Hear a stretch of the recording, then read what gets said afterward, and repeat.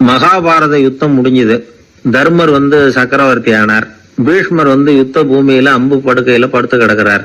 உயிரை விட போறார். சூரியன் வடதிசை அடையிற உத்தராயண புண்ணிய காலத்தை எதிர்பார்த்து காத்துக்கிட்டு இருக்கிறார். அந்த சமயத்துல தர்மர் கண்ணங்கிட்ட அனுமதி வாங்கிட்டு பீஷ்மரை பாக்கிறதுக்காக குருக்ஷேத்திரத்துக்கு வரார். தம்பிமார்கள், திரௌபதி எல்லாரும் கூட வர்றாங்க. பீஷ்மரை பார்த்து எல்லாரும் வணங்குறாங்க. யுதிஷ்டர் பீஷ்மர்கிட்ட வர்ணம், ஆசிரமம், மக்கள் கடமை, அரசருடைய கடமை, இது மாதிரி விஷயங்களை பத்தி நிறைய கேள்விகள்லாம் கேட்கிறார். அவரு ஒவ்வொன்னா கேட்டுக்கிட்டு இருக்கிறாரு. பீஷ்மரும் அதுக்கு தகுந்த பதில் சொல்லிட்டு இருக்கிறார். இப்படி பீஷ்மர் யுதிஷ்டருக்கு தர்மோபதேசம் செஞ்சுக்கிட்டு இருக்கிறப்போ திரௌபதிக்கு சிரிப்பு வந்துட்டுதான். கழுக்குன்னு அந்த அம்மா சிரிச்சுட்டாங்க. அந்த சத்தத்தை கேட்ட பீஷ்மர் தர்மோபதேசத்தை பாதியில நிறுத்தினார். திரௌபதிய பார்த்தார். மகளே, ஏம்மா சிரிச்சேன்னு கேட்டார். என்ன மன்னிச்சிருங்க பிதாமகரே, ஏதோ தெரியாம சிரிச்சுட்டேன்னாங்க அவங்க. குழந்தாய், உன்ன மாதிரியே உள்ள உத்தம பெண்கள் காரணம் இல்லாம பலர் முன்னிலையில இப்படி சிரிக்க மாட்டாங்க. வெக்கப்படாம விஷயத்தை சொல்லுன்னாரு அவர். திரௌபதிக்கு கண் கலங்க ஆரம்பிச்சு. சுவாமி, நீங்க இப்போ இவ்வளவு தர்மோபதேசம் பண்ணிட்டு இருக்கிறீங்க. இத பாக்குறப்ப எனக்கு திடீர்னு ஒரு சந்தேகம் வந்துட்டுது. அதாவது இன்னைக்கு தர்மத்துக்கு இவ்வளவு சிறந்த விளக்கத்தை கொடுக்கிற இதே பிதாமகர் அன்னைக்கு கௌரவர் சபையில துச்சாதனன் என்ன மானபங்கப்படுத்த முயற்சி பண்ணினப்போ வாய் மூடி மௌனமா பாத்துக்கிட்டு சும்மா தானே இருந்தார். அந்த சமயத்துல இவ்வளவு ஞானத்தையும் எங்கே விட்டு வச்சிருந்தார்? ஒருவேளை அதுக்கப்புறம் தான் இந்த தர்ம விஷயங்களை எல்லாம் கத்துக்கிட்டாரா அப்படின்னு யோசிச்சுட்டு இருக்கிறேன். அப்படி யோசிச்சப்போதான் அந்த சிரிப்பு வந்துட்டுது. என்ன மன்னிச்சிருங்க அப்படின்னாங்களாம். பிதாமகர் இதுக்கு அமைதியா பதில் சொல்ல ஆரம்பிச்சார். குழந்தாய், உன்னோட கேள்வி நியாயமானதுதான். இதுல உன்னை நான் மன்னிக்கிறதுக்கு என்னமா இருக்கு? துரியோதனன் சபையில நான் இருந்தப்போ எனக்கு அந்த அறிவு இருக்கதான் செய்தது. ஆனா துஷ்டனான துரியோதனன் உணவை நான் இப்ப சாப்பிட்டுக்கிட்டு இருந்தேன். அவன் போட்ட சாப்பாட்டை சாப்பிட்டுக்கிட்டு இருந்தேன். அது காரணமா என்னுடைய அறிவு மழுங்கி போச்சு. நல்லது கெட்டதை பத்தி ஆலோசிக்க முடியாம போயிட்டுது. தீயவர்கள் போடுற சாப்பாட்டை சாப்பிட்டா சாப்பிடுறவனுடைய மனமும் உடம்பும் கெட்டு போடும் அப்படின்னு சாஸ்திரம் எல்லாம் சொல்லுது. ஆனா இப்போ போர்ல அர்ஜுனன் என் மேல எய்த அம்புகளால என் உடம்புல இருந்த ரத்தம் எல்லாம் வெளியேறி போச்சு. கெட்ட உணவை சாப்பிட்டதுனால உண்டான ரத்தம் பூராவும் இப்போ உடம்பு விட்டு வெளில போயிட்டுது. அதனால என் புத்தியும் தெளிஞ்சுட்டுது. அதனாலதான் இப்போ இந்த அளவுக்கு தர்மத்தின் தத்துவங்களை சரியா எடுத்து சொல்ல முடிஞ்சது அப்படின்னு பீஷ்மர். இதுல இருந்து நாம தெரிஞ்சுக்க வேண்டியது என்னன்னா, யாரு சாப்பிட கூப்பிட்டாலும் உடனே முண்டி அடிச்சுக்கிட்டு கிளம்பி போய் முதல் பந்தியில உட்காந்துடக்கூடாது. கூப்பிடுறவங்க எப்படிப்பட்டவங்க, நல்லவங்களா கெட்டவங்களா அப்படின்னு எல்லாம் யோசிச்சு பாக்கணுமா. கெட்ட எண்ணத்தோட போடப்படுகிற சாப்பாடு புத்திய மழுங்கடிச்சிரும் அப்படிங்கறது ஒரு பெரிய இந்த காலத்துல பெரியவங்க சொல்ற ஒரு உண்மை. எத்தனையோ பேர் பெரிய உத்தியோகத்துல இருக்கிறவங்கள விருந்துக்கு கூப்பிட்டு சாப்பிட்டு முடிச்ச கையோட முக்கியமான பேப்பர்ல எல்லாம் கையெழுத்து வாங்கிட்டு விட்டுருவாங்களே. கூப்பிடுறவங்க மனசை புரிஞ்சுக்கிட்டு அதுக்கப்புறம் போறதா வேண்டாமா அப்படிங்கறத முடிவு பண்ணணும். சாப்பாட்டுல அவ்வளவு விஷயம் இருக்குது. பீஷ்மருக்கே அந்த நிலைமைன்னா நாமெல்லாம் ஏமாத்திரம். சில சந்தர்ப்பங்கள்ல சாப்பாடு புத்தியில ஒரு தெளிவு உண்டாக்குறதும் உண்டு. ஒரு ஊருக்கு ஒரு பெரிய மகான் வந்தார். அவரு சாப்பிடுறதே இல்ல. எப்போவாவது கொஞ்சம் தண்ணி, பால், அவ்வளவுதான். ருசியெல்லாம் கடந்தவர். அவர்கிட்ட எல்லாரும் போய் ஆசீர்வாதம் வாங்கினாங்க. அந்த ஊர்ல ஒரு ஹோட்டல், அதோட முதலாளி ஒருத்தர், அவரும் அந்த மகான் கிட்ட ஆசீர்வாதம் வாங்கறதுக்காக போனார். அவரு முன்னாடி போய் பணிவா நின்னார். துண்டை இடுப்புல கட்டிக்கிட்டு காலில் விழறதுக்காக போனார். அதுக்கு முன்னாடி அந்த மகான் எழுந்திருச்சு இவர் காலில் விழுந்துட்டார். ஹோட்டல் முதலாளி பதறி போயிட்டார். சுவாமி, என்ன இது அபச்சாரம்? நீங்க தான் என்ன ஆசீர்வாதம் பண்ணணும்னார். அதுக்கு அந்த சாமியார் சொன்னார், அப்படி இல்லைங்க, நீங்க தான் என்ன ஆசீர்வாதம் பண்ணணும். ஏன்னா கொஞ்ச காலத்துக்கு முன்னாடி உங்க ஹோட்டல்ல தான் நான் அக்கௌண்ட் வச்சு சாப்பிட்டுக்கிட்டு இருந்தேன். இன்னைக்கு நான் ருசியெல்லாம் கடந்து வெறுத்து ஞானியா போறதுக்கு நீங்க தான் காரணம், உங்க சாப்பாடு தான் காரணம் அப்படின்னாரு. ஒரு திருடன் ஒரு வீட்டுல போய் திருடணும்னு திட்டம் போட்டான். இருட்டுனதும் போய் திருடணும். ஆனா ராத்திரி ஆனா வாசல் கதவை சாத்தி உள்பக்கம் தாழ்பால் போட்டுருவாங்களே. என்ன பண்றது, எப்படி வீட்டுக்குள்ள போறது? இவன் யோசனை பண்ண ஒரு முடிவுக்கு வந்தான். சரி, பகல் நேரத்திலேயே யாருக்கும் தெரியாம இந்த வீட்டுக்குள்ள நுழைஞ்சிருவோம். அங்க போய் எங்கேயாவது ஒளிஞ்சுக்குவோம். இருட்டுற வரைக்கும் பேசாம இருப்போம். ராத்திரி எல்லாரும் தூங்கினதுக்கு அப்புறம் நைஸா போய் பீரோவை திறந்து இருக்கிறது பூரா எடுத்துக்கிட்டு ஓடியாந்துடலாம் அப்படின்னு திட்டம் போட்டான். அதே மாதிரி ஒரு நாள் மத்தியானத்துக்கு மேல அந்த வீட்டுக்காரன் எங்கேயோ வெளியில புறப்பட்டு போனான். வீட்டுக்கார அம்மா அடுப்பங்கரையில என்னமோ சமைச்சுக்கிட்டு இருந்தாங்க. திருடன் பார்த்தான். இதுதான் சமயம்னு அந்த வீட்டுக்குள்ள மெதுவா நுழைஞ்சிட்டான். எங்க ஒளியலாம்னு பார்த்தா வலது பக்கம் ஒரு ரூம் இருந்தது. அங்க போனான். அங்க ஒரு படுக்கை அறை, அங்க ஒரு பெரிய கட்டில் இருந்தது. அதுக்கு அடியில போய் பதுங்கிட்டான். இருட்டுனது நம்ம வேலையை ஆரம்பிக்கலாம், அது வரைக்கும் பொறுமையா இருக்கணும் அப்படின்னு சொல்லி பேசாம வாயை மூடிட்டு கம்முன்னு இருக்கிறான். ரொம்ப நேரம் கழிச்சு வெளியில போயிருந்த வீட்டுக்காரன் திரும்பி வந்தான். சாப்பிட்டான். லைட்டை நிறுத்தி விட்டு படுத்துட்டான். அந்த அம்மாவும் வேலையெல்லாம் முடிச்சுட்டு வந்து படுத்துட்டாங்க. நடு ராத்திரி.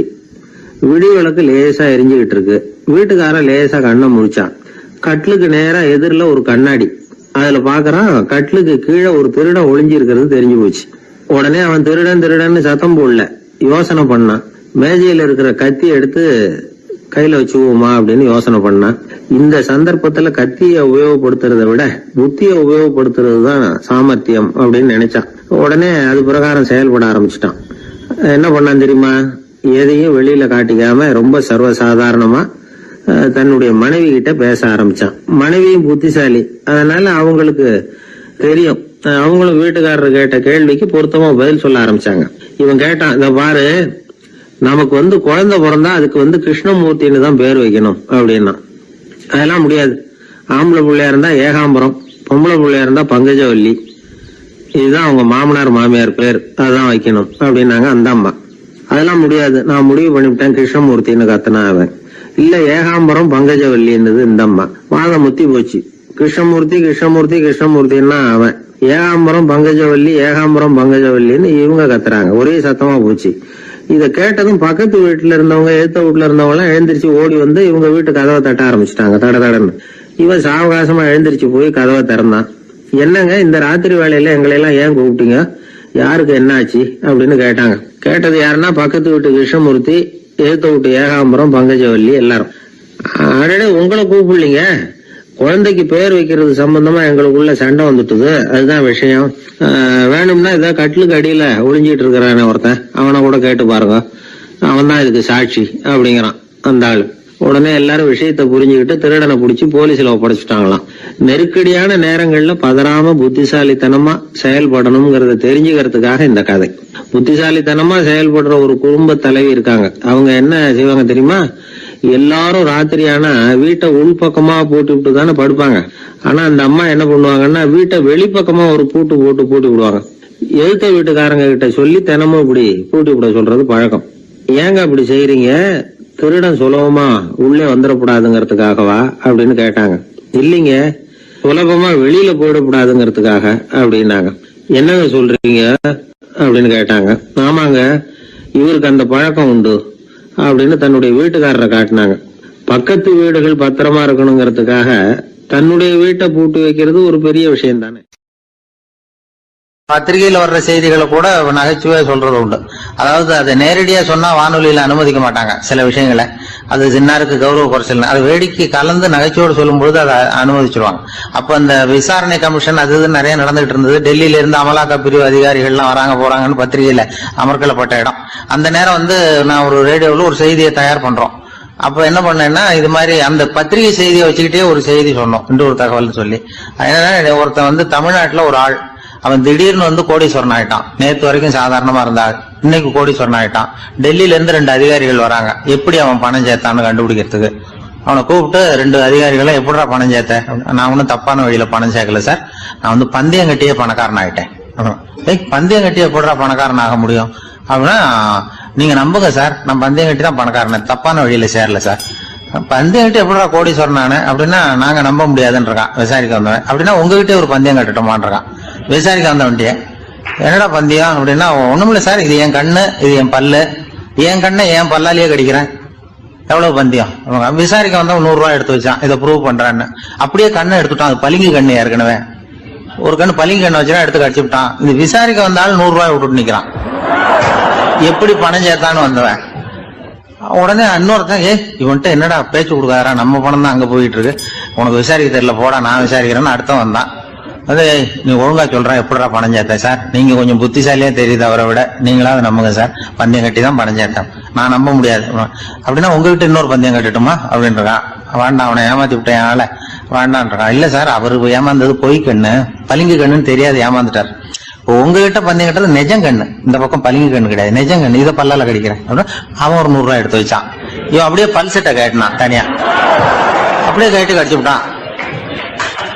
அதையும் விட்டுட்டான். இவன் உடனே 2 பேரும், இவன்கிட்ட பேச பேச நம்ம பணம் தான் அவன்கிட்ட போயிட்டு இருக்கு, இவன் எப்படி பணம் சேர்த்தான்னு கண்டுபிடிக்கிறதுக்கு டெல்லியில இருந்து வந்திருக்கோம், மேற்கொண்டு பேசாத, பேச பேச பந்தயம் கட்டுவான். திரும்பி போறதுக்கு ரயிலுக்கு டிக்கெட்டு சரியா இருக்கா பாடுறான்றான். அவன் கரெக்டா எண்ணி பார்த்து கரெக்டா இருக்குப்பா, மேற்கொண்டு பேசாத, அவன்கிட்ட நம்ம போயிடுவோம், போய் நம்ம அதிகாரிகிட்ட சொல்லிடுவோம்னு சொல்லி, போயிட்டு வரேன் சார் அப்படின்னு சொல்லிட்டு மரியாதை போயிட்டாங்க. போய் டெல்லியில பெரிய அதிகாரிகிட்ட போய், சார் அவன்கிட்ட வந்து விசாரிச்சு பார்த்தோம் சார், தமிழ்நாட்டுல பந்தயம் கட்டி தான் பணம் சேர்த்தேன்னு சாதிக்கிறான், எங்ககிட்ட ஒரு 200 ரூபாய் வாங்கிட்டான் சார் அப்படின்னு அவருக்கு கோவம் வந்துட்டுது. இந்தியாவுக்கே தலைமை அதிகாரி, இதுக்காகவாடா நீங்க இருக்கீங்க, எத்தனை பேர் இருக்கீங்க உங்களை மாதிரி ஜூனியர் ஆபீசர்ஸ் நம்ம ஆபீஸ்ல இந்தியா பூரா விசாரிக்கிறதுக்கு அப்படின்னா 30 பேர் இருக்கோம் சார். 30 பேருக்கு அனுபவம் பத்தாது, நான் இந்தியாவுக்கே தலைமை அதிகாரி, அனுபவம் ஜாஸ்தி, உங்களுக்கு ட்ரைனிங் கொடுக்கணும் எப்படி ஒருத்தரை விசாரிக்கிறதுன்னு. 30 பேரும் ஒரு ரூம்ல வந்து உட்காருங்க, ஒரு ஆள் போய் அந்த ஆள் தமிழ்நாட்டுல இருந்து நீங்க கூப்பிட்டுட்டு வா, வர்ற வரைக்கும் அவன்கிட்ட பேசாதீங்க, பந்தயம் கட்டுவான், மெதுவா கொண்டு வந்து நிறுத்து அப்படின்னா ஒரு ஆள் வந்து ஸ்பெஷலா கூப்பிட்டு போட்டான்.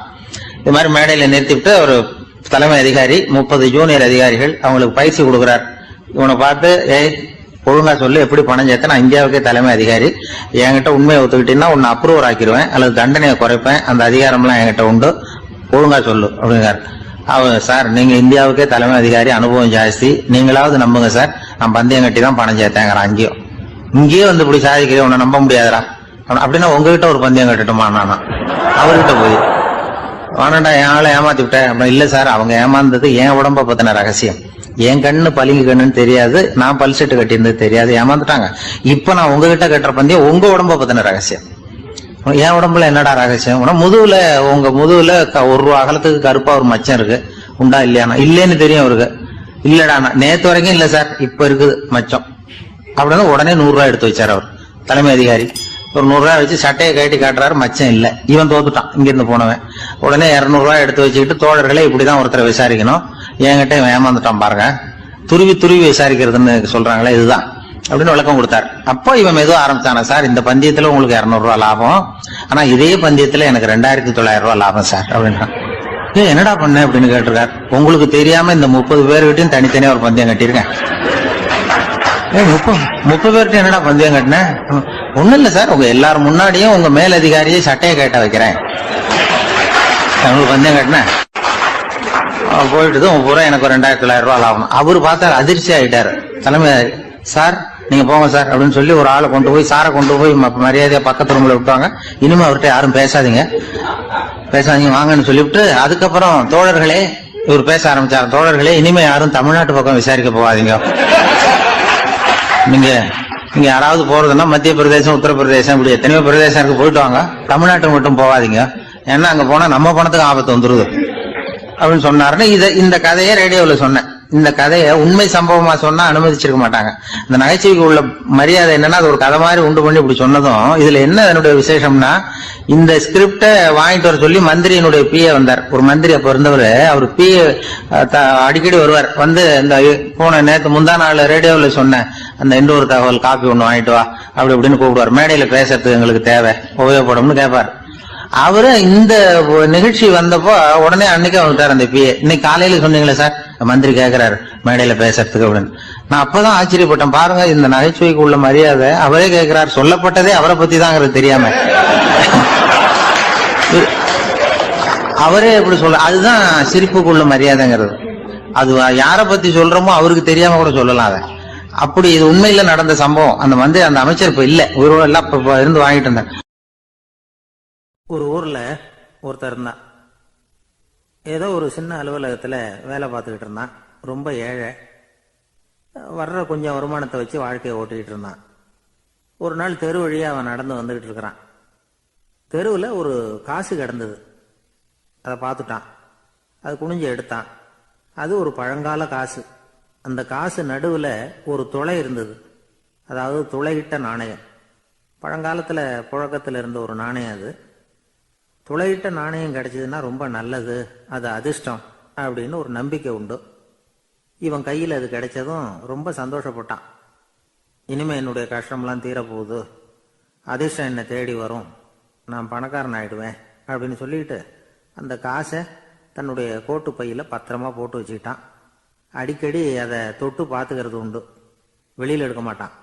இப்படியே கொஞ்ச காலம் ஆச்சு. அதுக்கப்புறம் என்னாச்சு தெரியுமா? நிஜமாவே அதிர்ஷ்டம் அவனை தேடி வர ஆரம்பிச்சுட்டுது.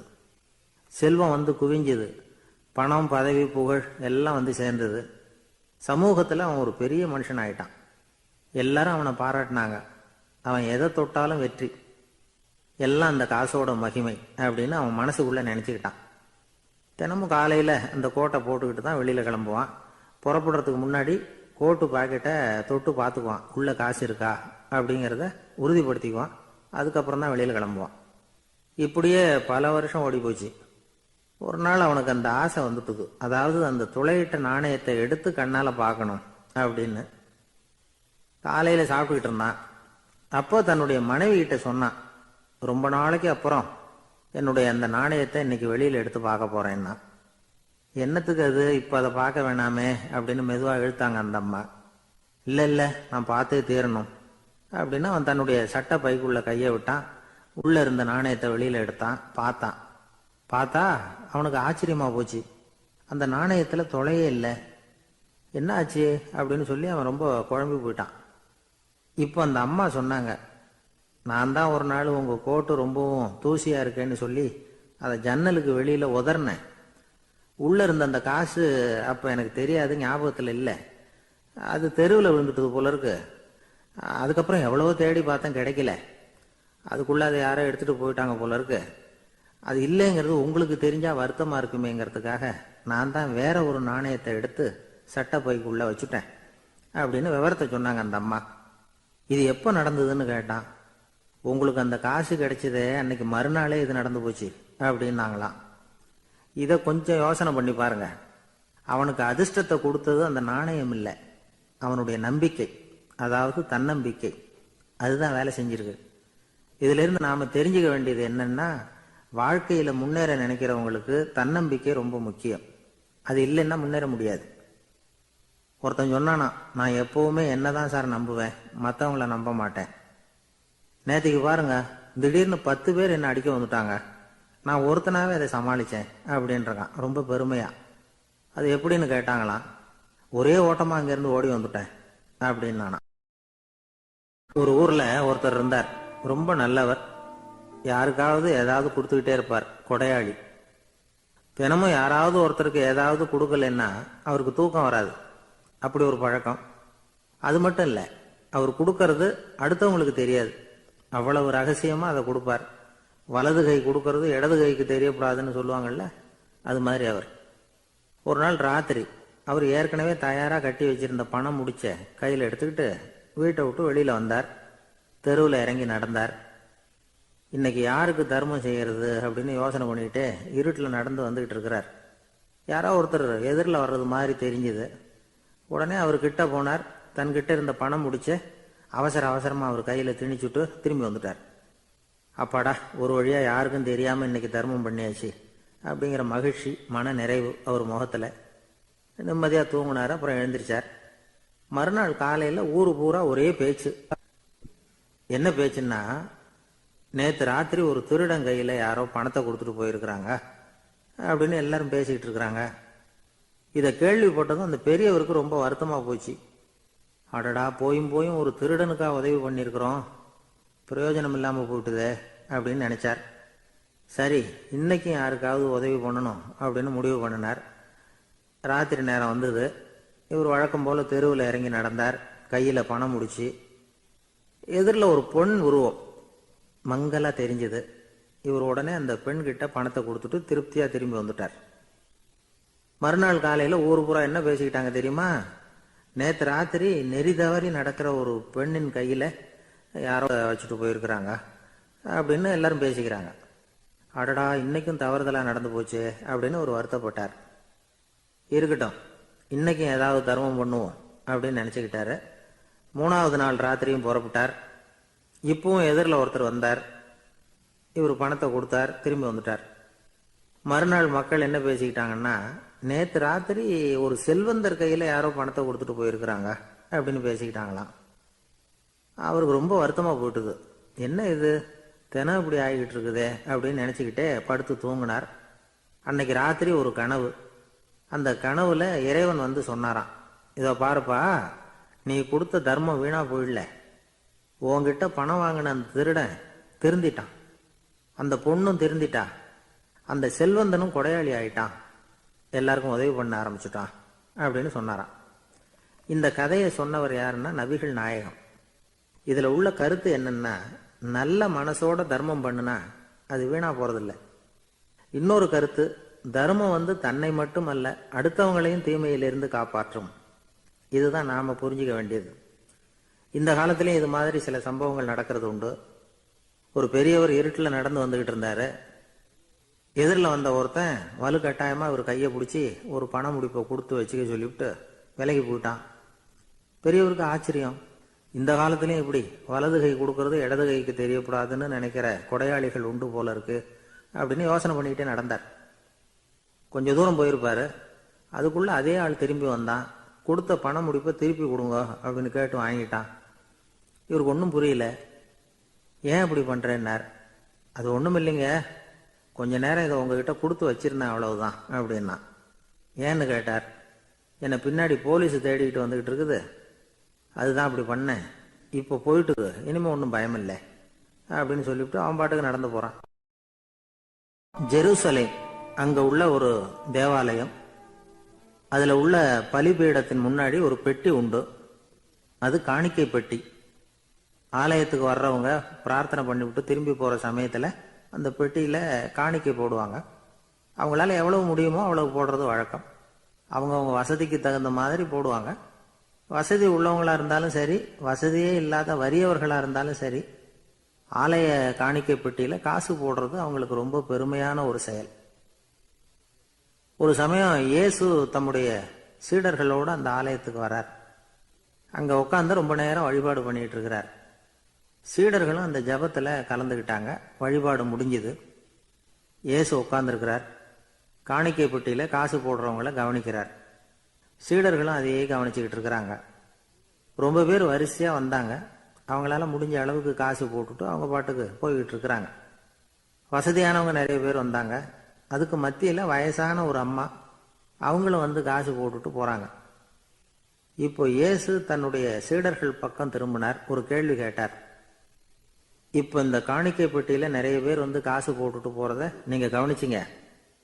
இன்னைக்கு இந்த காணிக்கை பெட்டியில ரொம்பவும் அதிகமா காசு போட்டது யார் அப்படின்னு கேட்டார். முதல்ல வந்தார ஒரு பெரிய மனுஷன், அவர் தான் அதிகமா போட்டார் அப்படின்னாரு ஒருத்தர். மூணாவதா வந்தவர் தான் அதிகமா போட்டார், நான் கவனிச்சேன் அப்படின்னாரு இன்னொருத்தர். இப்படி ஆளுக்கு ஒரு விதமா சொல்றாங்க. கடைசியா இயேசு சொன்னாராம், இன்றைக்கு அந்த பெட்டியில அதிகமா காசு போட்டவங்க அந்த வயசான அம்மா தான் அப்படின்னாராம். சீடர்களுக்கு ஒன்றும் புரியல. அந்த அம்மா ரொம்ப ஏழையாச்சே, அவங்க எப்படி அதிகமா காணிக்கை செலுத்த முடியும் அப்படிங்கறது அவங்க சந்தேகம். இயேசு விளக்குனார். நிறைய பேர் வந்தாங்க, நிறையவே காசுகள் போட்டாங்க, அது உண்மைதான். ஆனாலும் அந்த அம்மா என்ன பண்ணாங்க கவனிச்சிங்களா? வந்தாங்க, தன்னுடைய காசு பைய திறந்தாங்க, அப்படியே கொட்டுனாங்க. அதுல இருந்தது ரெண்டு காசுகள் தான். அந்த 2 காசும் காணிக்கை பெட்டியில விழுந்துட்டுது. மற்றவங்கெல்லாம் தங்கள்கிட்ட இருந்த செல்வத்தின் ஒரு சிறு பகுதியை எடுத்து பெட்டியில போட்டாங்க. ஆனா இந்த அம்மா தன்கிட்ட என்ன இருந்ததோ அதை அப்படியே போட்டுட்டாங்க.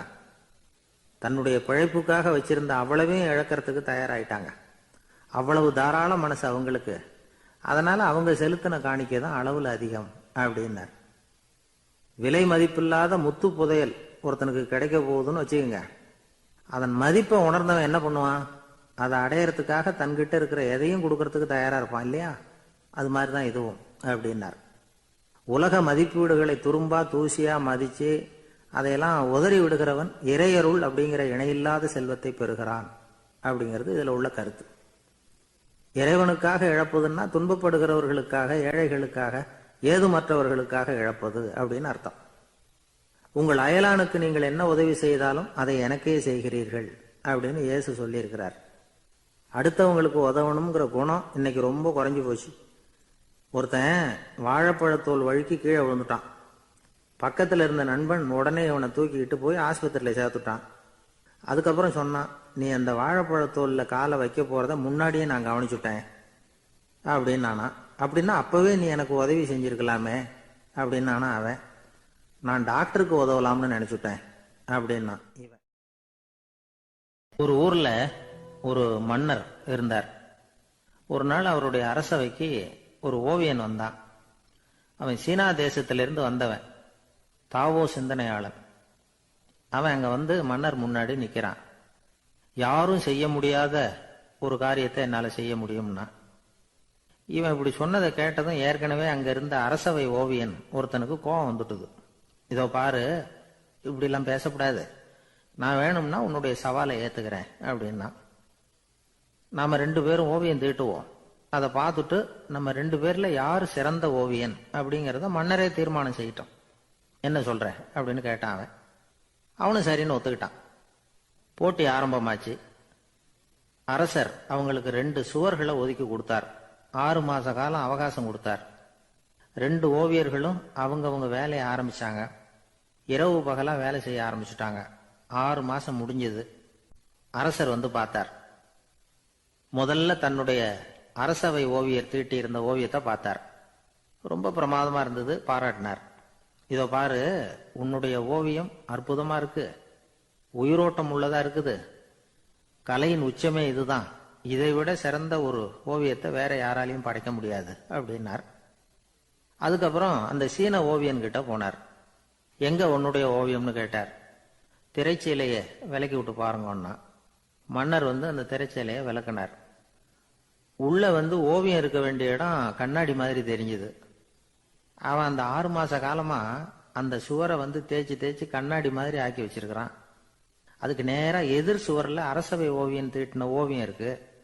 அது எதிரில் இருந்த இந்த கண்ணாடியில பட்டு பிரதிபலிக்குது. மன்னர் யோசனை பண்ண ஆரம்பிச்சார். அப்புறம் அந்த சீன ஓவியனை பார்த்து கேட்டார். இதோ பாரு, நீ என்னுடைய ஆளை வந்து தோற்கடிச்சுட்ட அப்படிங்கறதுல சந்தேகம் இல்லை. ஆனாலும் எங்களை ஏமாத்தி இருக்கிற, எந்த ஓவியமும் நீ வரையிலையே அப்படின்னார். அரசே, இதுதான் உண்மையான ஓவியம், உயிருள்ள ஓவியம். இது வந்து மனோபாவங்களை பிரதிபலிக்கும், மாறுகின்ற காலங்களை அப்படியே காட்டும் அப்படின்னா அந்த சீன ஓவியன். கையால வரைகிற ஓவியங்கள்ல சலனம் இல்லை. கண்ணாடி அப்படி கிடையாது. சக்தியின் ஓட்டம் அதுல எப்பவும் இருந்துகிட்டே இருக்கும். கண்ணாடி மட்டுமே ஜீவனுள்ள ஓவியமா இருக்க முடியுங்கிறத அந்த சீன ஓவியன் தெரிஞ்சு வச்சிருந்தான். ஏன்னா அவன் ஒரு தாவோ சிந்தனையாளன். ஒவ்வொரு குழந்தையும் இந்த கண்ணாடியோட தான் பிறக்குது. ஆனா நாம என்ன செய்யறோம்னா ஓவியங்களை கண்ணாடி மீது பதிப்பிச்சு விடுறோம். கண்ணாடி நம்மளை பிரதிபலிக்குது. நம்முடைய அழகோ அவலட்சணமோ கண்ணாடியை பாதிக்கிறது இல்லை. ஏன்னா அதுக்கு மனம் கிடையாது. கடந்து போன வினாடியை பத்தி அது சிந்திக்கிறது இல்லை. அடுத்த கணத்தை பத்தின எதிர்பார்ப்பும் அதுகிட்ட கிடையாது. அதுதான் பற்றற்ற நிலை. மனிதனுக்கு தேவைப்படுறது அதுதான். கண்ணாடி கிட்ட இருந்து நாம வந்து கற்றுக்கொள்ள வேண்டிய பாடம் இது. வாழ்க்கையில வந்து மனிதர்களை நேசிக்கலாம், உலகின் அழகையெல்லாம் பிரதிபலிக்கலாம், ஆனா எதையும் பற்றி கொண்டு விடக்கூடாது அப்படிங்கிறது பெரியவர்கள் அறிவுரை. துயரம்ங்கிறது பற்றுக்களின் சாயை. கண்ணாடி முன்னாடி நிக்கிறப்போவெல்லாம் நமக்கு இந்த ஞாபகம் வரணுமா. ஒரு குடும்ப தலைவர் ஒரு நாள் காலையில விடிஞ்சு எழுந்திரிச்சதும் சத்தம் போட்டார். யார் இந்த கருங்குரங்கு படத்தை என் ரூம்ல கொண்டாந்து மாட்டி வச்சது அப்படின்னு கத்தினார். சமையல் கட்டில இருந்து மனைவி பதில் சொன்னாங்க. தூக்க கலக்கத்துல உளராதீங்க, நல்லா பாருங்க, அது படம் கிடையாது, முகம் பார்க்கிற கண்ணாடி அப்படின்னாங்க. துஷ்டரை கண்டால் தூர விலகு, இப்படி ஒரு பழமொழி உண்டு. எதுக்காக இப்படி சொல்லி வச்சாங்க? துஷ்டன் ஏதாவது தொந்தரவு கொடுப்பான், அதனால அவனை கண்டா பயந்துகிட்டு ஓடி ஒளிஞ்சுக்கோ அப்படின்னா இதுக்கு அர்த்தம் அப்படி இல்லை.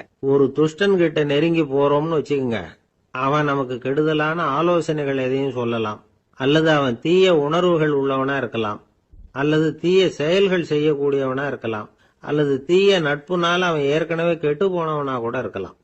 இப்படிப்பட்டவனை நெருங்கி போனா அவனோட பாதிப்பு நமக்கும் வந்துடும். அதனால விலகி போ அப்படின்னு சொல்றாங்க. இதையே கொஞ்சம் விவரமா இப்ப பாப்போமே. இப்ப இந்த துஷ்டர்களை வந்து 4 வகையா பிரிக்கிறாங்க. இந்த 4 வகைக்கும் உதாரணம் வேணும்னா வேற எங்கேயும் போக வேண்டியதில்லை, மகாபாரதத்தை பார்த்தாவே போதும். அதுல இந்த 4 வகையான தீயோரும் வர்றாங்க. முதல் வகைக்கு உதாரணம் சகுனி. இவன் மனசுல எப்பவும் தீய எண்ணங்கள் தான் நிறைஞ்சி இருக்கும். கனவுல கூட தீய ஆலோசனைகள். யாராவது ஒருத்தர் நல்லபடியா வாழ்ந்தா அதை இவனால சகிச்சுக்க முடியாது. இப்படிப்பட்டவனோட நெருங்கிய தொடர்பு துரியோதனனுக்கு கிடைச்சது. துரியோதனன் எப்படின்னா அவன் ஏற்கனவே தீய காரியங்கள் செய்யறதுக்கு தயங்காதவன். அப்படிப்பட்டவனுக்கு தீய போதனைகள் செய்யறதுக்கு சகுனி உதவுனா. இந்த 2 பேரோட சகவாசம் இன்னொருத்தனுக்கு கிடைச்சது. அவன் யாருன்னா துச்சாதனன். அவன் தீய நடத்தை உள்ளவன். இந்த 3 பேரும் ஒண்ணு சேர்ந்தா என்னத்துக்கு ஆகும்? உலகமே கெட்டுப்போடும்ல. இந்த 3 துஷ்டர்களோட நல்லவன் ஒருத்தன் வந்து சேர்ந்தான். அவன் தான் கர்ணன். கர்ணன் வந்து இயல்பாவே உத்தம குணம் உள்ளவன். அவன் நல்லவங்களோட சேராம இப்படிப்பட்ட கெட்டவங்க கிட்ட வந்து நட்பு வச்சுக்கிட்டான். அதனால அவனும் தீய செயல்கள்ல ஈடுபடுறது மாதிரி ஆயிடுது. துரியோதனனுடைய நண்பனா அவனுடைய ஆதரவுல வளர்ந்ததுனால அவனுக்கு துணையா இருக்க வேண்டி இருக்குது அப்படின்னா. நட்பு உரிமையினால உதவி புரிய வேண்டியது சரிதான், அது தப்புன்னு சொல்ல முடியாது. இருந்தாலும் தீய செயல்களுக்கு உதவி செய்யறது சரியில்லை. புத்தி பலம் புஜ பலம் எல்லாம் இருந்தா கூட தெய்வ பலம் இல்லைன்னா ஜெயிக்க முடியாது. கர்ணன் மகா வீரன், இருந்தாலும் கடைசியில் அவன் கதி என்னாச்சு? அவங்ககிட்ட எல்லா நல்ல குணங்களும் இருந்தது, இருந்தாலும் ஏன் இப்படி ஆச்சு? தீயவர்களுடைய சேர்க்கை தான் காரணம். அவங்களோட சேர்ந்ததுனால இவனையும் அப்படியே நினைக்க ஆரம்பிச்சுட்டாங்கல்ல. 4 வகை துஷ்டர்கள்ல இவனும் ஒரு வகை அப்படின்னு சொல்ல ஆரம்பிச்சிட்டாங்க. அதாவது தீய ஆலோசனைக்கு சகுனி, தீய உணர்வுகளுக்கு துரியோதனன், தீய செய்கைக்கு துச்சாதனன், தீய நட்புக்கு கர்ணன். இப்படி உதாரணம் ஆயிட்டான். அதனாலதான் துஷ்டரை கண்டால் தூர விலகு அப்படின்னு சொன்னாங்க. அது புராண காலம். இப்பெல்லாம் நிலைமை கொஞ்சம் வேற விதமா இருக்குது. அன்னைக்கு ஒரு நாள் அப்படிதான் ஒரு காட்டு பாதையில யாரோ ஒருத்தர் அடிபட்டு கிடந்தார். யாரோ ஒரு துஷ்டன் அவனை அடிச்சு போட்டுட்டு போயிட்டான் போல இருக்கு. அந்த வழியா போன ஒருத்தர் பரிதாபப்பட்டு அவனை போய் தூக்கினார், ஆறுதல் சொன்னார். இத பாருங்க, இந்த வழியா எப்பவும் தனியா வரக்கூடாது. ஏன்னா இங்க ஒரு ரவுடி இருந்துகிட்டு வர்றவங்க போறவங்களை எல்லாம் வழிப்பறி பண்ணிட்டு இருக்கிறதா கேள்விப்பட்டிருக்கிறேன் அப்படின்னாராம். இனிமே அப்படி கேள்விப்பட மாட்டீங்க அப்படின்னு அந்த ஆளு. ஏன்னு கேட்டிருக்காரு இவர். அவன் சொல்லியிருக்கான், நான் தான் சார் அந்த ரவுடி, இந்த வழியா போனவங்க கிட்ட தகராறு பண்ணேன், அவங்க தான் என்ன இப்படி அடிச்சு போட்டு என்கிட்ட இருந்த பணத்தை எல்லாம் புடுங்கிட்டு போட்டாங்க சார், காலம் ரொம்ப கெட்டு போச்சு அப்படின்னு ரொம்ப பரிதா. ஒரு சராசரி மனிதனுடைய இயல்பு என்ன? இன்பம் வந்தா துள்ளி குதிப்பான், துன்பம் வந்தா சோர்ந்து போய் ஒரு மூலையில உட்காந்துருவான். இவன் தான் சராசரி மனிதன். ஆனா ஒருத்தன் இன்பம் வந்தா அதுக்காக மகிழ்ச்சி அடையறது இல்ல, துன்பம் வந்தா அதுக்காக சோர்ந்து போறது இல்ல அப்படின்னு வச்சுக்கோங்க. அப்படி இருந்தா அவன் சாதாரண ஆள் கிடையாது. ஒரு ஊர்ல ஒரு ஞானி இருந்தார். அவரை தேடிட்டு ஒரு பெரியவர் வந்தார். ஐயா, ஞானத்துல சிறந்த ஞானம் எது அப்படின்னு கேட்டாராம். இதுக்கு அந்த ஞானி என்ன பதில் சொன்னார் தெரியுமா? இன்பத்தினால மகிழ்ச்சி அடையாமலும் துன்பத்தினால சோர்வு அடையாமலும் இருக்கிறது தான் அந்த ஞானம், பெரிய ஞானம் அப்படின்னாராம். சரி சுவாமி, அப்படிப்பட்ட ஞானம் உங்களுக்கு எப்படி வந்ததுன்னு கேட்டிருக்காரு இவரு. அதை நான் ஒரு கழுதைகிட்ட இருந்து கத்துக்கிட்டேன் அப்படின்னாராம் அவரு. இவருக்கு ஒன்றும் புரியல, ஒரு மாதிரியா முழிச்சிருக்கிறார். இதை அவர் புரிஞ்சுக்கிட்டார். நீங்க நாளைக்கு காலையில நம்முடைய ஆசிரமத்துக்கு வாங்க, புரிய வைக்கிறேன்னாராம். சரின்னு அவர் போயிட்டார். மறுநாள் காலையில ஆசிரமத்துக்கு சேர்ந்தார். ஞானி அவரை கூப்பிட்டு உட்கார வச்சார். வாங்க இப்படி உட்காருங்க, கொஞ்ச நேரத்துல இந்த வழியா ஒரு கழுதை போகும், அதை கவனிச்சு பாருங்கன்னாராம். இவருக்கு இன்னமும் ஒன்றும் புரியாம போச்சு, ஒரே குழப்பம். இருந்தாலும் அந்த ஞானி சொன்னது மாதிரியே உட்கார்ந்துருக்கிறார். கொஞ்ச நேரத்துல அந்த வழியா ஒரு கழுதை போச்சு. அது முதுக நிறைய அழுக்கு மூட்டைகள், அதை சுமந்துக்கிட்டு போகுது. ஒரு செலவு தொழிலாளி அதை ஓட்டிட்டு போறார். கொஞ்சம் தூரத்துல ஒரு ஆறு இருக்கு, அங்க போய் துணியெல்லாம் சுத்தப்படுத்திக்கிட்டு சாயந்தரமா திரும்பி இந்த வழியாவே வருவாங்க. ஞானி சொன்னது மாதிரியே இந்த பெரியவர் அழுக்கு மூட்டையை சுமந்துக்கிட்டு போற அந்த கழுதையை கவனிச்சார். கழுதை போயிட்டுது. அதுக்கப்புறம் ஞானியை திரும்பி பார்த்தார். இப்ப அந்த ஞானி சொன்னார், சாயந்தரம் வரைக்கும் நீங்க இங்கேயே இருக்கணும்னார். அதே மாதிரி இவர் இருந்தார். சாயந்தரமா அந்த ஞானி சொன்னார், ஐயா, இப்ப கொஞ்ச நேரத்துல அந்த கழுதை இந்த வழியா திரும்பி வரும், அதையும் கவனிச்சு பாருங்கன்னார். இவரும் கவனிச்சு பாக்குறார். கழுதை வந்தது. அது முதுகுல சலவை செய்யப்பட்ட துணி மூட்டை, அது பாட்டுக்கு சுமந்துக்கிட்டு போய்கிட்டு இருக்குது. பெரியவருக்கு ஒன்றும் புரியல, பொறுமை இழந்துட்டார். சரி சுவாமி, இந்த கழுதைக்கும் உங்க ஞானத்துக்கும் என்ன சம்பந்தம் அப்படின்னார். இப்ப அந்த ஞானி விளக்கினார். ஐயா, இந்த கழுதை இதே மாதிரி தினமும் காலையில அழுக்கு மூட்டைகளை சுமந்துக்கிட்டு ஆத்துக்கு போகுது, மாலையில வெண்மையான சுத்தமான துணிகளை சுமந்துக்கிட்டு திரும்பி ஊருக்கு போகுது. காலையில இது போகும் பொழுது முதுகல அழுக்கு மூட்டைகளை சுமந்துக்கிட்டு போறோமேங்கிற வருத்தமும் அதுக்கு கிடையாது. சாயந்தரம் திரும்பி வரும்பொழுது சுத்தமான துணிகளை சுமந்துக்கிட்டு வர்றோமேங்கிற மகிழ்ச்சியும் அதுக்கு இல்லை. இத பார்த்துதான் நானும் அது மாதிரி ஞானத்தை கத்துக்கிட்டேன் அப்படின்னாராம். அதனால யாரு கத்து கொடுக்கறாங்க அப்படிங்கறத விட எதை கத்துக்கிறோம் அப்படிங்கறது தான் முக்கியம். ஒரு சினிமா பாக்குறோம், ஒரு அருவி கொட்டுறது மாதிரி காட்சி வருது, தண்ணீர் வழியுது. படம் முடிஞ்சதும் பாத்தீங்கன்னா அந்த திரை என்ன நனைஞ்சு போயா இருக்கும். ஒரு தீப்பிடிச்சு எரியிற காட்சியை சினிமாவில் பாக்குறீங்க, காட்சி முடிஞ்சதும் அந்த வெண் திரையே கருகி போயா இருக்கும். படத்துல வர்ற தண்ணீரும் நெருப்பும் அந்த திரையை பாதிக்கிறது இல்ல. நாம அந்த திரை மாதிரி இருக்கிறதுக்கு கத்துக்கணுமா. அந்த பக்குவம் வந்துட்டுதுன்னா இன்பமும் துன்பமும் நம்ம எதுவும் செய்யாது. ஒரு சினிமாவை பாக்குற வரைக்கும் சிரிக்கலாம், அழலாம். பார்த்துட்டு வெளியில வரும்பொழுது அழுதுகிட்டே வரக்கூடாது. ஒருத்தர் வந்தார், அப்படி படம் முடிஞ்சு வெளியில வரும்பொழுது அருவி மாதிரி கண்ணீர் சிந்திக்கிட்டே வர்றார். ஏன் சார் படம் அவ்வளவு சோகமா அப்படின்னு கேட்டார் இன்னொருத்தர். இல்ல சார், கூட்டம் ரொம்ப குறைச்சல் சார். மொத்தம் படம் பார்க்க வந்தவங்களே 15 பேர் தான் சார் அப்படின்னார் கண்ணீரை தொடச்சிக்கிட்டே. அதுக்கு நீங்க ஏன் சார் அழறீங்கன்னு கேட்டார் அவரு. இந்த படத்தோட தயாரிப்பாளரே நான் தான் சார் அப்படின்னாரா இவர். ஒரு அப்பாவுக்கு 2 பிள்ளைங்க. மூத்தவன் ரொம்ப அடக்கம். அப்பா எது சொன்னாலும் கேட்பான். பெரியவங்களுக்கு கீழ்ப்படிஞ்சு நடப்பான். இளையவன் அப்படி இல்லை. தான் நினைச்சதை தான் சொல்லுவான், செய்வான். அடுத்தவங்க சொல்றதை கேட்க மாட்டான், அடங்கி நடக்க மாட்டான். இந்த 2 பேர்ல யாரை உங்களுக்கு பிடிக்கும்?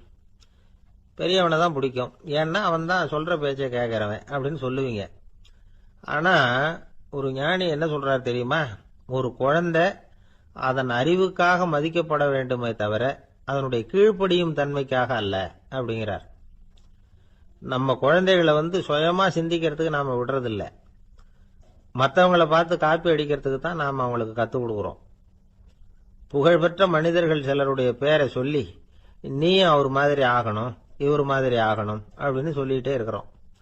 குழந்தைகள் தங்களுடைய தனித்தன்மையை வளர்த்துக்கிறதுக்கு நாம் தடையாக இருக்கிறோம். ஒரு குழந்தைகிட்ட அனாவசியமாக நம்பிக்கையை வளர்த்துடக்கூடாது. எந்த கோட்பாட்டையும் திணிக்கக்கூடாது. நாம் ஏற்கனவே அர்த்தமில்லாத கருத்துக்களையும் கொள்கைகளையும் மனசில் போட்டு நிரப்பி வச்சிருக்கிறோம். இந்த உலகத்துக்கு புதுசா சேர்ந்திருக்கிற ஒரு குழந்தையின் தூய்மையான மனசுல நம்ம கருத்துக்களை அறிமுகம் செய்ய அல்லது திணிக்கிறதுக்கு நமக்கு எந்த அதிகாரமும் கிடையாது. ஒரு குழந்தைய நீ இந்த மதத்தை சேர்ந்தவன் அப்படின்னு பிறந்ததுமே ஒரு முத்திரை குத்தி விடுறோம். இது அதோட சுதந்திரத்தை ஆரம்பத்திலேயே கிள்ளி எறியறது மாதிரி தான். நீங்க ஒரு மதத்தின் வழிமுறைகளை கடைபிடிச்சிட்டு வர்றீங்க, அந்த வழியில போய்கிட்டு இருக்கிறீங்க, சரி, அதனால போறீங்க. அதுக்காக உங்க குழந்தையையும் அதே வழியில தான் வரணும் அப்படின்னு கட்டாயப்படுத்துறதுக்கு உங்களுக்கு என்ன உரிமை இருக்குது? அந்த குழந்தை சுயமா சிந்திச்சு ஒரு முடிவுக்கு வரட்டுமே, அதுக்கு நீங்க ஏன் தடையா இருக்கிறீங்க? நமக்கு உண்மையிலேயே நம்ம குழந்தை மேல அன்பு இருந்தா இது மாதிரி திணிப்பு வேலைகளை செய்யக்கூடாது. திணிப்பு வேலைகள்ல இருந்து குழந்தைகளை காப்பாத்தினா போதும். அதுதான் ரொம்ப முக்கியம். அடுத்த தலைமுறை அற்புதமான தலைமுறையா உருவாகும். நாம தான் சாதி மத சங்கடங்கள்ல மாட்டிக்கிட்டு தவிக்கிறோம். அவங்களாவது சாதி மத வேறுபாடு இல்லாத சமுதாயத்தை பார்க்கட்டுமே, அந்த சௌகரியங்களை அனுபவிக்கட்டுமே. அதுக்கு நாம என்ன செய்யணும்னா ஒன்றும் செய்யாம இருந்தா போதும். ஒரு குழந்தைகிட்ட நம்ம கருத்தை திணிக்கும் பொழுது என்ன ஆகுது தெரியுமா? அது அவனை அவங்கிட்ட இருந்தே அப்புறப்படுத்தி விடுது. அவனுடைய தனித்தன்மையை அழிச்சுடுது. அவனை ஒரு எல்லைக்குள்ள திணிச்சுடுது. இதெல்லாம் அன்புங்கிற பேரால பெற்றோர்கள் செய்யற தப்பு. இதெல்லாம் கேட்டுக்கிட்டு இந்த காலத்துல அப்பா ஒருத்தர் சொன்னார், நான் கருத்துக்களை எல்லாம் என் பையன்கிட்ட திணிக்கிறது இல்லைங்க, ஆனா அதிகமா சாப்பிட சொல்லி கட்டாயப்படுத்துவேன் அப்படின்னார். உங்க வீட்டு சமையல் அவ்வளவு நல்லா இருக்குமான்னு கேட்டாங்க. நல்லா இருந்தா நான் ஏன் அவனை சாப்பிட சொல்லி கட்டாயப்படுத்த போறேன் அப்படி. ஒரு நீதிமன்றம், அங்க ஒரு கொலை வழக்கு சம்பந்தமா விசாரணை நடந்துகிட்டு இருக்குது. அந்த வழக்கறிஞர் ரொம்ப தீவிரமா வாதாடிட்டு இருக்கிறார். தன்னுடைய கட்சிக்காரர் நிரபராதிங்கிறது அவருக்கு நல்லா தெரியும். அதனாலதான் அவர் சார்பா வாதாடுறதுக்கே ஒத்துக்கிட்டார். அப்படி அவர் மும்முரமா வாதாடிக்கிட்டு இருக்கிற சமயத்துல அவசரமா தந்தி ஒண்ணு சேர்ந்தது. அதை வாங்கி படிச்சு பார்த்தார். அதுக்கப்புறம் அதை மடிச்சு தன்னுடைய கோட்டு பையில வச்சுக்கிட்டு தொடர்ந்து வாதாட ஆரம்பிச்சிட்டார். பேசி முடிச்சாரு. அதுக்கப்புறம் அங்க கோர்ட்ல இருந்த சக வக்கீல்கள் அவர்கிட்ட வந்தாங்க. தந்தி ஒண்ணு வந்ததே, என்ன விஷயம் அப்படின்னு விசாரிச்சாங்களாம். அப்போ அவர் சொல்லியிருக்கிறார், ஊர்ல சிகிச்சைக்காக போயிருந்த என்னுடைய மனைவி இறந்து போனதா தந்தி வந்திருக்குது அப்படின்னாராம்.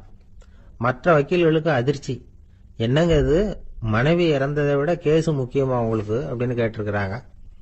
இறந்து போன என் மனைவி மறுபடியும் திரும்பி வர போறதில்ல, ஆனா என்னுடைய கட்சிக்காரர் ஒரு கொலை வழக்கில் மாட்டிக்கிட்டார், அவரோ நிரபராதி, அவர் உசுரை நான் காப்பாற்ற வேணாமா, இதுதான் என்னுடைய கடமை அப்படின்னாராம். இப்படி இவர் சொன்னது எல்லாரும் அப்படியே திகைச்சு போய் நின்னுட்டாங்களாம். சரி, கடமைக்கு முக்கியத்துவம் கொடுத்த அந்த வழக்கறிஞர் யார் தெரியுமா? அவர் தான் இரும்பு மனிதர் சர்தார் வல்லபாய் பட்டேல். குஜராத் மாநிலத்தில் 1875 அக்டோபர் 31 அன்றைக்கு ஜாவேரி பாய் அப்படிங்கிறவருக்கு 4வது பிள்ளையா அவர் பிறந்தாராம். இந்த ஜாவேரி பாய் யார் தெரியுமா? ஜான்சி ராணி லட்சுமிபாய் போர் படையில ஒரு வீரரா பணிபுரிஞ்சவர். இளம் வயசுல வல்லபாய் படேல் ரொம்ப சிரமப்பட்டு படிச்சிருக்கார். விடாமுயற்சி வெற்றியை கொடுத்தது. கல்லூரியிலையும் காலடி வச்சார். அதுக்கப்புறம் வக்கீல் பட்டத்தையும் வாங்கினார். பிரிட்டிஷ் ஆட்சி நடந்துகிட்டு இருந்த சமயம் குஜராத்தை சேர்ந்த பர்டோலி தாலுகாவில் விவசாயிகள் மேல அரசாங்கம் திடீர்னு நில வரிய வசதி விட்டுதான். ஏழை விவசாயிகள் ரொம்ப கஷ்டப்பட்டிருக்காங்க. அரசாங்கம் வரி செலுத்தாத விவசாயிகளின் நிலங்களை எல்லாம் ஜப்தி செஞ்சுதான். அரசாங்கத்தை எதிர்க்கிறவங்களை எல்லாம் கைது பண்ணி சிறையில அடைச்சுட்டாங்களாம். சில பேர் வீடு வாசல் ஆடு மாட்டையெல்லாம் வித்து கூட வரி கட்ட வேண்டிய நிலைமைக்கு ஆளாயிட்டாங்க. வழக்கறிஞர் வல்லபாய் படேல் நில வரியை உடனே ரத்து பண்ணணும் அப்படின்னு பம்பாய் கவர்னருக்கு ஒரு கடிதம் எழுதினார். எந்த பலனும் இல்லை. உடனே எல்லா விவசாயிகளையும் அணி திரட்டினார். அதுக்கு தானே தலைமை தாங்கினார். சத்தியாகிரகம் நடத்தினார். அந்த பகுதியில் எந்த வேலையும் நடக்கல. வேற வழி இல்லை. ஆட்சியாளர்கள் உடனே வரியை ரத்து பண்ணாங்க. சிறையில் இருந்தவங்களெல்லாம் வெளில விட்டாங்க. 1928 ஆகஸ்ட் 6 சர்க்காருக்கும் விவசாயிகளுக்கும் இடையில ஒரு உடன்பாடு ஏற்பட்டது. அதுக்கப்புறம் தான் நிலைமை சரியா போச்சான். வல்லபாய் படேலின் பொது சேவையை பாராட்டின பொதுமக்கள் அவருக்கு சர்தார் அப்படிங்கிற பட்டத்தை கொடுத்தாங்களாம். சர்தார்னா தலைவர் அல்லது தளபதினு அர்த்தம். இரும்பு மனிதர்னு இவருக்கு பேரு. இருந்தாலும் நகைச்சுவை உணர்வும் இவருக்கு நிறைய உண்டு. ஒரு தடவை ஒரு பத்திரிகை நிருபர் வந்திருக்கார். சர்தார் பட்டேல் கிட்ட அவருக்கு பிடிச்ச பண்பாடு கலாச்சாரம் எது அப்படின்னு கேட்கணும்னு ஆசை. அதனால அவரை பார்த்து கேட்டாராம், ஏங்க உங்களுக்கு பிடிச்ச கல்ச்சர் எது அப்படின்னு கேட்டிருக்கார். இதுக்கு சர்தார் பட்டேல் சொன்ன பதில் என்ன தெரியுமா? எனக்கு பிடிச்ச கல்ச்சர் அக்ரிகல்ச்சர் அப்படின்னு. ஒருத்தர் குதிரை ரேஸுக்கு போனார். பணம் கட்டினார், தோத்து போயிட்டார். மறுபடியும் போனார், பணம் கட்டினார், தோத்து போனார். அடுத்த தடவையும் பணம் கட்ட போனப்போ அவரை தடுத்து கேட்டோம், ஏன் சார் ஏற்கனவே விட்டது போதாதா, இன்னமும் இருக்கிறத விடணுமா அப்படின்னு கேட்டோம். விட்டதையெல்லாம் மொத்தமா எடுக்க வேணாமா சார், அதுக்காக தான் தொடர்ந்து பணம் கட்டுறேன்னாரு அவரு. இவரை திருத்துறது ரொம்ப கஷ்டம். இது ஒரு மனநோய். மனநோய்கள்ல பல வகை உண்டு. மனநோய்கள் பிரிவு அட்டவணையில சூதாட்டம்ங்கிறது அவதி வரும் நோய் அப்படிங்கிற தலைப்புல வருது. சூதாட்டம் 2 வகைப்படும்னு சொல்றாங்க உளவியல் நிபுணர்கள். ஒரு வகை எப்படின்னா, நண்பர்களோட சேர்ந்துகிட்டு மகிழ்ச்சியும் கிளர்ச்சியும் அடையறதுக்காக ஈடுபடுறது. பிரச்சனைகளை தீர்க்கறதுல ஒரு ஆர்வம், கேளிக்கைக்காக கொஞ்சம் விட்டு பிடிக்கிறது அப்படிங்கிற மனுஷனுடைய அடி மனசுல உள்ள விபரீத பிணைய சுபாவம், இதெல்லாம் அதுக்கு காரணம். இன்னொரு வகை எப்படின்னா, சூதாட்டத்துல ஈடுபட்டு ஒரு கட்டாய நிலைமைக்கு ஆளாயிடுறது. ஈடுபடு அப்படின்னு மனசு ஒரு வெறித்தன்மையை தூண்டிக்கிட்டே இருக்கும். இப்படிப்பட்டவங்களுக்கு நாம தோத்துக்கிட்டு இருக்கோம்ங்கிறது தெரியும், நாம ஜெயிக்கிறதுக்கான சந்தர்ப்பம் இல்லைங்கிறதும் தெரியும். இதனால நமக்கும் கஷ்டம், நம்ம சுத்தி இருக்கிறவங்களுக்கும் கஷ்டங்கிறதும் புரியும். அப்படி இருந்தும் சூதாடுவாங்க. இதுக்கு காரணம் சூதாடியின் பகற்கனவு அப்படிங்கிறாங்க நிபுணர்கள். இந்த நிலைமைக்கு கட்டாய சூதாட்டம் அல்லது நிர்பந்த சூதாட்டம் அப்படின்னு பேர் வச்சிருக்கிறாங்க. இப்படிப்பட்ட ஆசாமி இருக்கிறது பூரா விட்டுருவான், கடன் வாங்குவான், திருடுவான். இருந்தாலும் என்னைக்காவது ஒரு நாள் ஜெயிச்சிருவேன் அப்படின்னு சொல்லிக்கிட்டே இருப்பான். விட்டதை எடுத்துருவேங்கிற ஒரு நம்பிக்கை சுடர் அவனுக்குள்ள எரிஞ்சுக்கிட்டே இருக்கும். இவனை மனநோயாளி அப்படின்னு சொல்லிட முடியாதான். என்ன காரணம்னா, இது மாதிரி ஆளுங்க கிட்ட மன போராட்டமோ கவலையோ பதட்டமோ இருக்கிறது இல்ல. சில விசேஷமான குணங்கள் இவங்க கிட்ட உண்டு. எதிர்ப்பு உணர்ச்சி, சிறுபிள்ளைத்தனம், சட்ட திட்டங்களையும் சம்பிரதாயங்களையும் உட தெரியாத மனப்போக்கு, பொறுப்பில்லாத தன்மை, நெறிதவறி நடக்கிறது எல்லாம் இவங்க கிட்ட உண்டு. ஆனா வெளிப்பார்வைக்கு ரொம்ப சிநேகமா இருப்பாங்க, அன்பா இருப்பாங்க. அப்படி இருக்கிறதாக காட்டிக்குவாங்க. ஆதாயம், சுயலாபம் இதெல்லாம் கருதி தான் பழகுவாங்க. இவங்க கேட்கறப்ப நாம பணம் கொடுக்கலன்னு வச்சுக்கோங்க, நம்மளை கை விட்டுருவாங்க. நம்ம மேல அபாண்டமா பழி சுமத்துறது கூட தயங்க மாட்டாங்க. தங்களுடைய சூதாட்ட நடவடிக்கைகளுக்கு சாதகமான காரணங்களை சொல்லிட்டு இருப்பாங்க. நீ வேணும்னா பாரு, ஒரே நாள்ல நான் இழந்ததையெல்லாம் மீட்டு லட்சாதிபதி ஆறனா இல்லையா பாரு அப்படிம்பாங்க. தோத்து போறத ஒரு படிப்பினையா இவங்க எடுத்துக்கிறதே இல்லை. தோத்து போறதுலேயே இவங்களுக்கு ஒரு அலாதியான சுகம். தனக்குத்தானே துன்பத்தை வரவழைச்சுக்கிட்டு இன்பம் அடையறதுக்கு தன்வதை சுகம் அப்படின்னு பேர். இவங்கெல்லாம் அந்த ரகம். சில பேர் எப்படி தெரியுமா, மந்திர எண்ணங்களை வரவழைச்சிக்கிறது, சூதாடுறதுக்காக ஆபீஸ்ல கையாடல் பண்றது, அடுத்தவங்க கிட்ட இருந்து திருடுறது. இந்த மந்திர எண்ணம் தீவிரமாச்சுன்னா ஒரு மாதிரியா பேச ஆரம்பிச்சிருவாங்க. தோல்விதான் சார் வெற்றிக்கு முதல் படியும்பாங்க. தன்னால பகடக்காய்களையும் குதிரை ஓட்டிகளையும், அதாவது இந்த ஜாக்கிகள், அதெல்லாம் கட்டுப்படுத்த முடியுங்கிற பித்து நிலைக்கு இவங்கெல்லாம் தள்ளப்பட்டுருவாங்க. சில சூதாடிகள் ஆராய்ச்சி பார்த்ததுல என்ன தெரிய வந்தது தெரியுமா, அவங்கெல்லாம் குழந்தை பருவத்துல அன்புக்காக ஏங்கினவங்களாம், புறக்கணிக்கப்பட்டவங்களாம், உதவிகளை பெற முடியாதவங்க, இப்படிலாம் இருந்திருக்கிறாங்க. இவங்க வளர வளர மற்றவங்க சௌகரியம் பற்றி அக்கறை இல்லாதவங்களா ஆயிடுறாங்க. அதிர்ஷ்ட தேவதை தன்னோட இருக்கிறாங்க அப்படிங்கிற அசையாத நம்பிக்கை இவங்களுக்கு. இவங்களை வந்து திருத்துறது ரொம்ப கஷ்டம். அதனால பந்தயம், சூதாட்டம் இது மாதிரியான விஷயங்களை விட்டு விலகியே இருக்கிறது தான் நமக்கு நல்லது. ஒரு ஆள் சொன்னான், என்னுடைய குதிரை வேகமா ஓடுறதுக்கு என்ன வழி அப்படின்னு கால்நடை மருத்துவர்கிட்ட யோசனை கேட்டேன். அவர் ஒரு பாட்டில் நிறைய மாத்திரைகளை கொடுத்து தினம் 2 மாத்திரை வீதமா கொடுக்க சொன்னார். முதல் நாள் 2 மாத்திரையை கொடுத்துட்டு அது மேலே ஏறி உட்கார்றதுக்கு போனேன். அவ்வளவுதான். அதுக்குள்ள அது அம்பு மாதிரி பாஞ்சு ஓடி போச்சு. நான் இன்னும் உட்காரவே இல்லை, அதுக்குள்ள பாஞ்சு ஓடி போச்சு அப்படின்னா. அடடா, அப்புறம் நீங்க என்ன பண்ணீங்க அப்படின்னு கேட்டாங்க. என்ன பண்றது, மீதி மாத்திரை பூராவே நான் முழுங்கி விட்டு அதுக்கப்புறம் துரத்தி பிடிச்சி அது மேலே ஏறி உட்கார்ந்தேன் அப்படின்னா அவன். ஒரு ஊர்ல ஒரு மன்னன் இருந்தான், கொடுங்கோல் மன்னன். நிறைய தொந்தரவு பண்ணிட்டு இருந்தான். அவன் ஒரு தடவை என்ன பண்ணான் தெரியுமா? ஒரு தப்பும் பண்ணாத ஒரு இளைஞனை பிடிச்சி ஜெயிலில் அடைச்சுட்டான். அந்த பையனோட சொந்தக்காரங்கள்லாம் ராஜா கிட்ட போனாங்க. அவன் ஒரு தவறும் பண்ணல, அவனை விடுதலை பண்ணுங்க அப்படின்னு கெஞ்சி கேட்டுக்கிட்டாங்க. மன்னன் வந்து யோசனை பண்ணான். அந்த இளைஞனை கூப்பிட்டுக்கிட்டு வர சொன்னான். அவனை கொண்டாந்து ராஜா முன்னாடி நிறுத்தினாங்க. இதை பாருப்பா, உன்னை நான் விடுதலை பண்ணுவேன், ஆனா ஒரு கண்டிஷன். அந்த நிபந்தனையை நீ நிறைவேற்றினா உனக்கு விடுதலை அப்படின்னா மன்னன். சரின்னு ஒத்துக்கிட்டான் பையன்.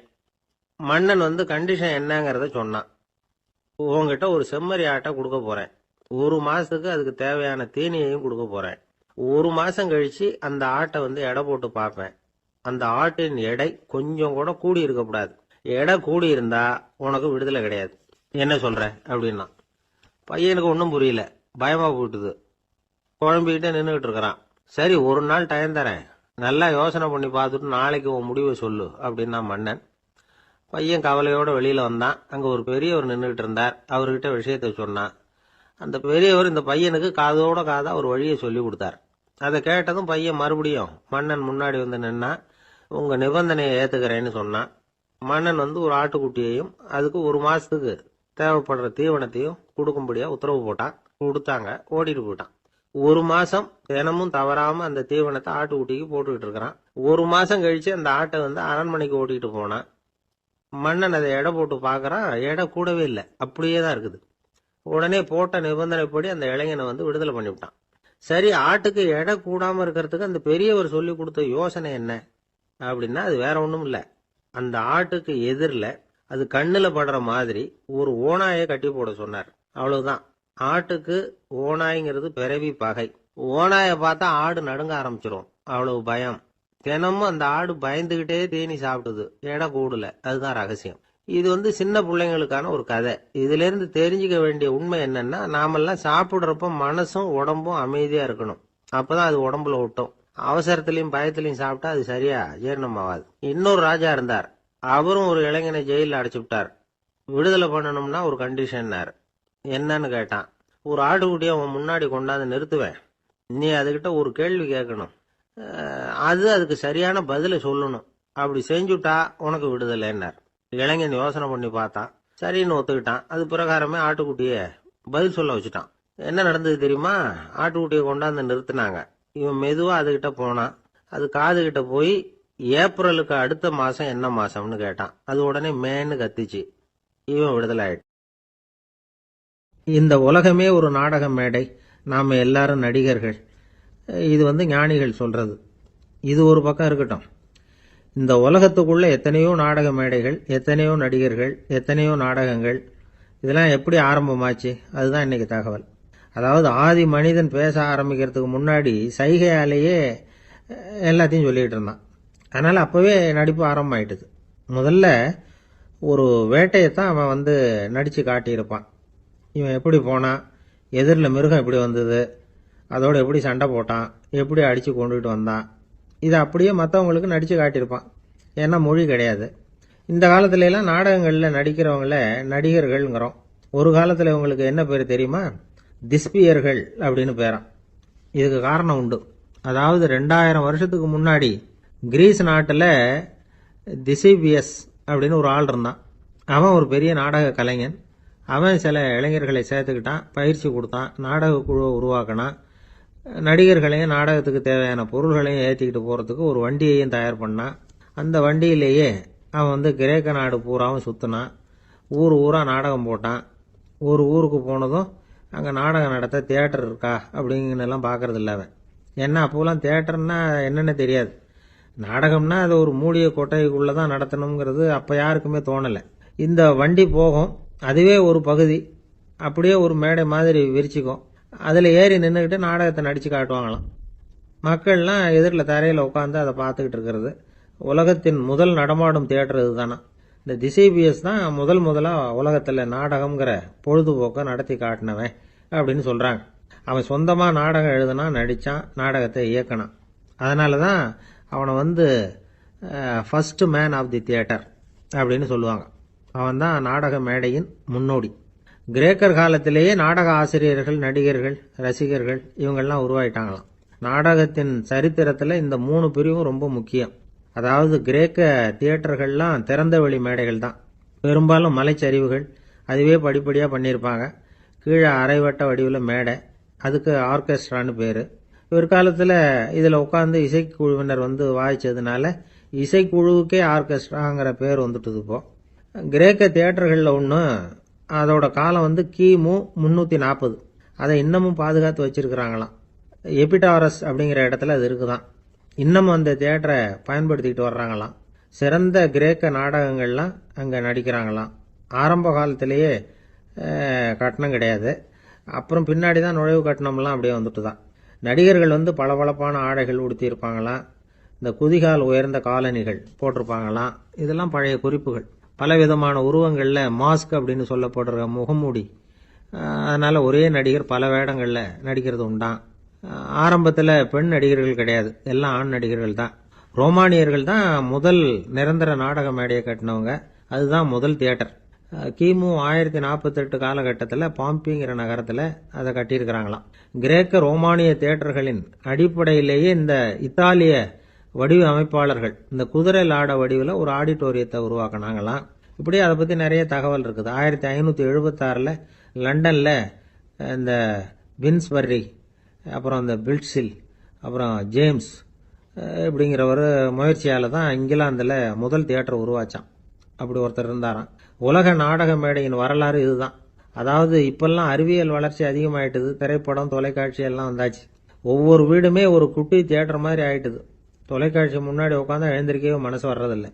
ஒரு அம்மா ஒரு மனோதத்துவ டாக்டரை தேடிட்டு வந்தாங்களாம் இந்த காலத்தில். டாக்டர், எங்கள் வீட்டுக்காரர் எப்போ பார்த்தாலும் டிவி முன்னாடி உட்காந்துக்கிட்டு அதையே வெறிச்சு பார்த்துக்கிட்டு இருக்கிறார், உத்து பார்த்துக்கிட்டு இருக்கார், எனக்கு சந்தேகமாக இருக்குன்னாங்களாம். இது மனக்கோளாறு இல்லைங்க, ஆர்வ கோளாறு, அவ்வளவுதான், இதுக்காக பயப்படாதீங்கன்னாரான் டாக்டர். அப்படி இல்லை டாக்டர், டிவி ஓடும் பொழுது நாம் எல்லாம் அதை பார்க்குறோம் சரி, ஆனால் அவர் அப்படி இல்லை, டிவியை நிறுத்தினதுக்கு அப்புறமும் அதையே உத்து பார்த்துட்டு உட்காந்துருக்கிறார், அதனால தான் சந்தேகப்பட்டு உங்ககிட்ட வந்தேன் அப்படின்னாங்களாம். கிராமத்துல ஒருத்தன் தன்னுடைய நகங்களை வெட்டிக்கிட்டு இருந்தான். வெட்டி முடிச்சதும் ஒரு வயசானவர் அவனை பார்த்து, அதெல்லாம் அடுத்தவன் கண்ணில் படுறது மாதிரி போட்டுறாதப்பா, ஆபத்துன்னார். என்ன ஆபத்துன்னு கேட்டான் இவன். எவனாவது பில்லி சூனியம் வைக்கிறவன் எடுத்துட்டு போயிட போறான் அப்படின்னாரு அவர். வேண்டாத ஒருத்தனுக்கு ஏதாவது கெடுதல் பண்ணணும்னா உடனே மந்திரவாதியை தேடி போறது உண்டு. மந்திரவாதி என்ன பண்ணுவார்னா, யாருக்கு சூன்யம் வைக்கணுமோ அவனோட காலடி மண்ணு, முடி, நகம் இதையெல்லாம் அவனுக்கு தெரியாம எடுத்துட்டு வா அப்படிம்பார். இது மட்டும் இல்ல, அழுக்கு துணி, வேறு மனித உருவம் மாதிரி செய்யப்பட்ட பொம்மை இதெல்லாம் கூட மந்திரவாதிகள் பயன்படுத்துறது உண்டு. இதெல்லாம் ஏமாத்து வேலை. மனிதனுடைய முடி, நகம் இதெல்லாம் வெட்ட வெட்ட வளருது இல்லையா, அதனால அதுக்குள்ள உயிர் இருக்கிறதாக ஆதி மனிதர்கள் நம்பி இருப்பாங்க. அதனால மனுஷங்கிட்ட இருந்து அதெல்லாம் பிரிக்கப்பட்ட பிறகும் கூட அதுகளுக்கும் அந்த மனுஷனுக்கும் தொடர்பு இருக்கிறதாக அவங்க நம்பினாங்க. அந்த நம்பிக்கை தொடர்ந்து அதோட விளைவாதான் இன்னைக்கு மந்திரவாதிகள் நகத்தையும் முடியையும் எடுக்கிறாங்க. அந்த நகத்துக்கும் முடிக்கும் ஒரு பாதிப்பு உண்டாக்குனா அது சம்பந்தப்பட்டவனுக்கு போய் சேரும் அப்படிங்கறது அவங்க நினைப்பு. அவ்வளவுதான் விஷயம். இது மாதிரி நம்பிக்கைகள் தான் இன்னைக்கு நகம், முடி இதையெல்லாம் மற்றவங்க கண்ணில் படும்படி போடக்கூடாது அப்படிங்கிற வழக்கத்தை உண்டாக்கி விட்டுது. ஒருத்தர் பேர் என்னன்னு கேட்டு தெரிஞ்சுட்டு போய் அந்த பேரை வச்சு அவனோட ராசி பலனை கணிச்சு அவனுக்கு ஏற்பட இருக்கிற கெட்ட நேரத்துல அவனுக்கு சூன்யம் வச்சா அது உடனே பலிக்கும் அப்படின்னு ஒரு நம்பிக்கை.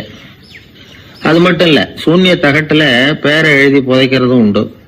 இதனாலதான் பெண்கள் கணவன் பேரை சொல்லாத பழக்கம் ஏற்பட்டுதான். அதாவது பேரை கேட்டுக்கிட்டு போய் ஏதாவது கெடுதல் பண்ணிவிட்டா என்ன பண்றது அப்படிங்கிற பயம். அப்படி ஆரம்பிச்ச பழக்கம்தான் இன்னைக்கு ஏதோ மரியாதைக்காக கணவன் பேரை வந்து பிறர் முன்னிலையில சொல்றதில்ல அப்படிங்கறது மாதிரி ஆயிட்டுது. மந்திரவாதிகள் நம்ம ஊர்ல மட்டும்தான் இருக்கிறாங்கன்னு நினைக்காதீங்க, உலகம் பூரா உண்டு. பிசி தீவில் வாழக்கூடிய மக்கள் என்ன செய்வாங்களாம் தெரியுமா? இது மாதிரி மாந்திரீகம், செய்வன, பில்லி, சூனியம் இதெல்லாம் தங்களை பாதிக்காம இருக்கிறதுக்காக வீட்டை சுத்தி அகழி வெட்டி அதுல தண்ணீரை வந்து நிரப்பி வச்சிருவாங்களாம். ஆஸ்திரேலியாவில் இருக்கக்கூடிய பழங்குடி மக்கள் கிட்ட ஒரு பழக்கம், ஏதாவது பழங்கள் சாப்பிட்டா அதோட விதைய தண்ணீர்லயோ அல்லது ஆத்துலயோ போட்டுருவாங்களாம். வெளியில போட்டுட்டா அதை எடுத்து செய்வினைக்கு பயன்படுத்திடுவாங்க அப்படிங்கிற பயம். இது மாதிரி உலகம் பூராவும் செய்வினையின் மூலம் அடுத்தவங்களுக்கு பாதிப்பை உண்டு பண்ண முடியும் அப்படிங்கிற நம்பிக்கை இருக்கத்தான் செய்யுது.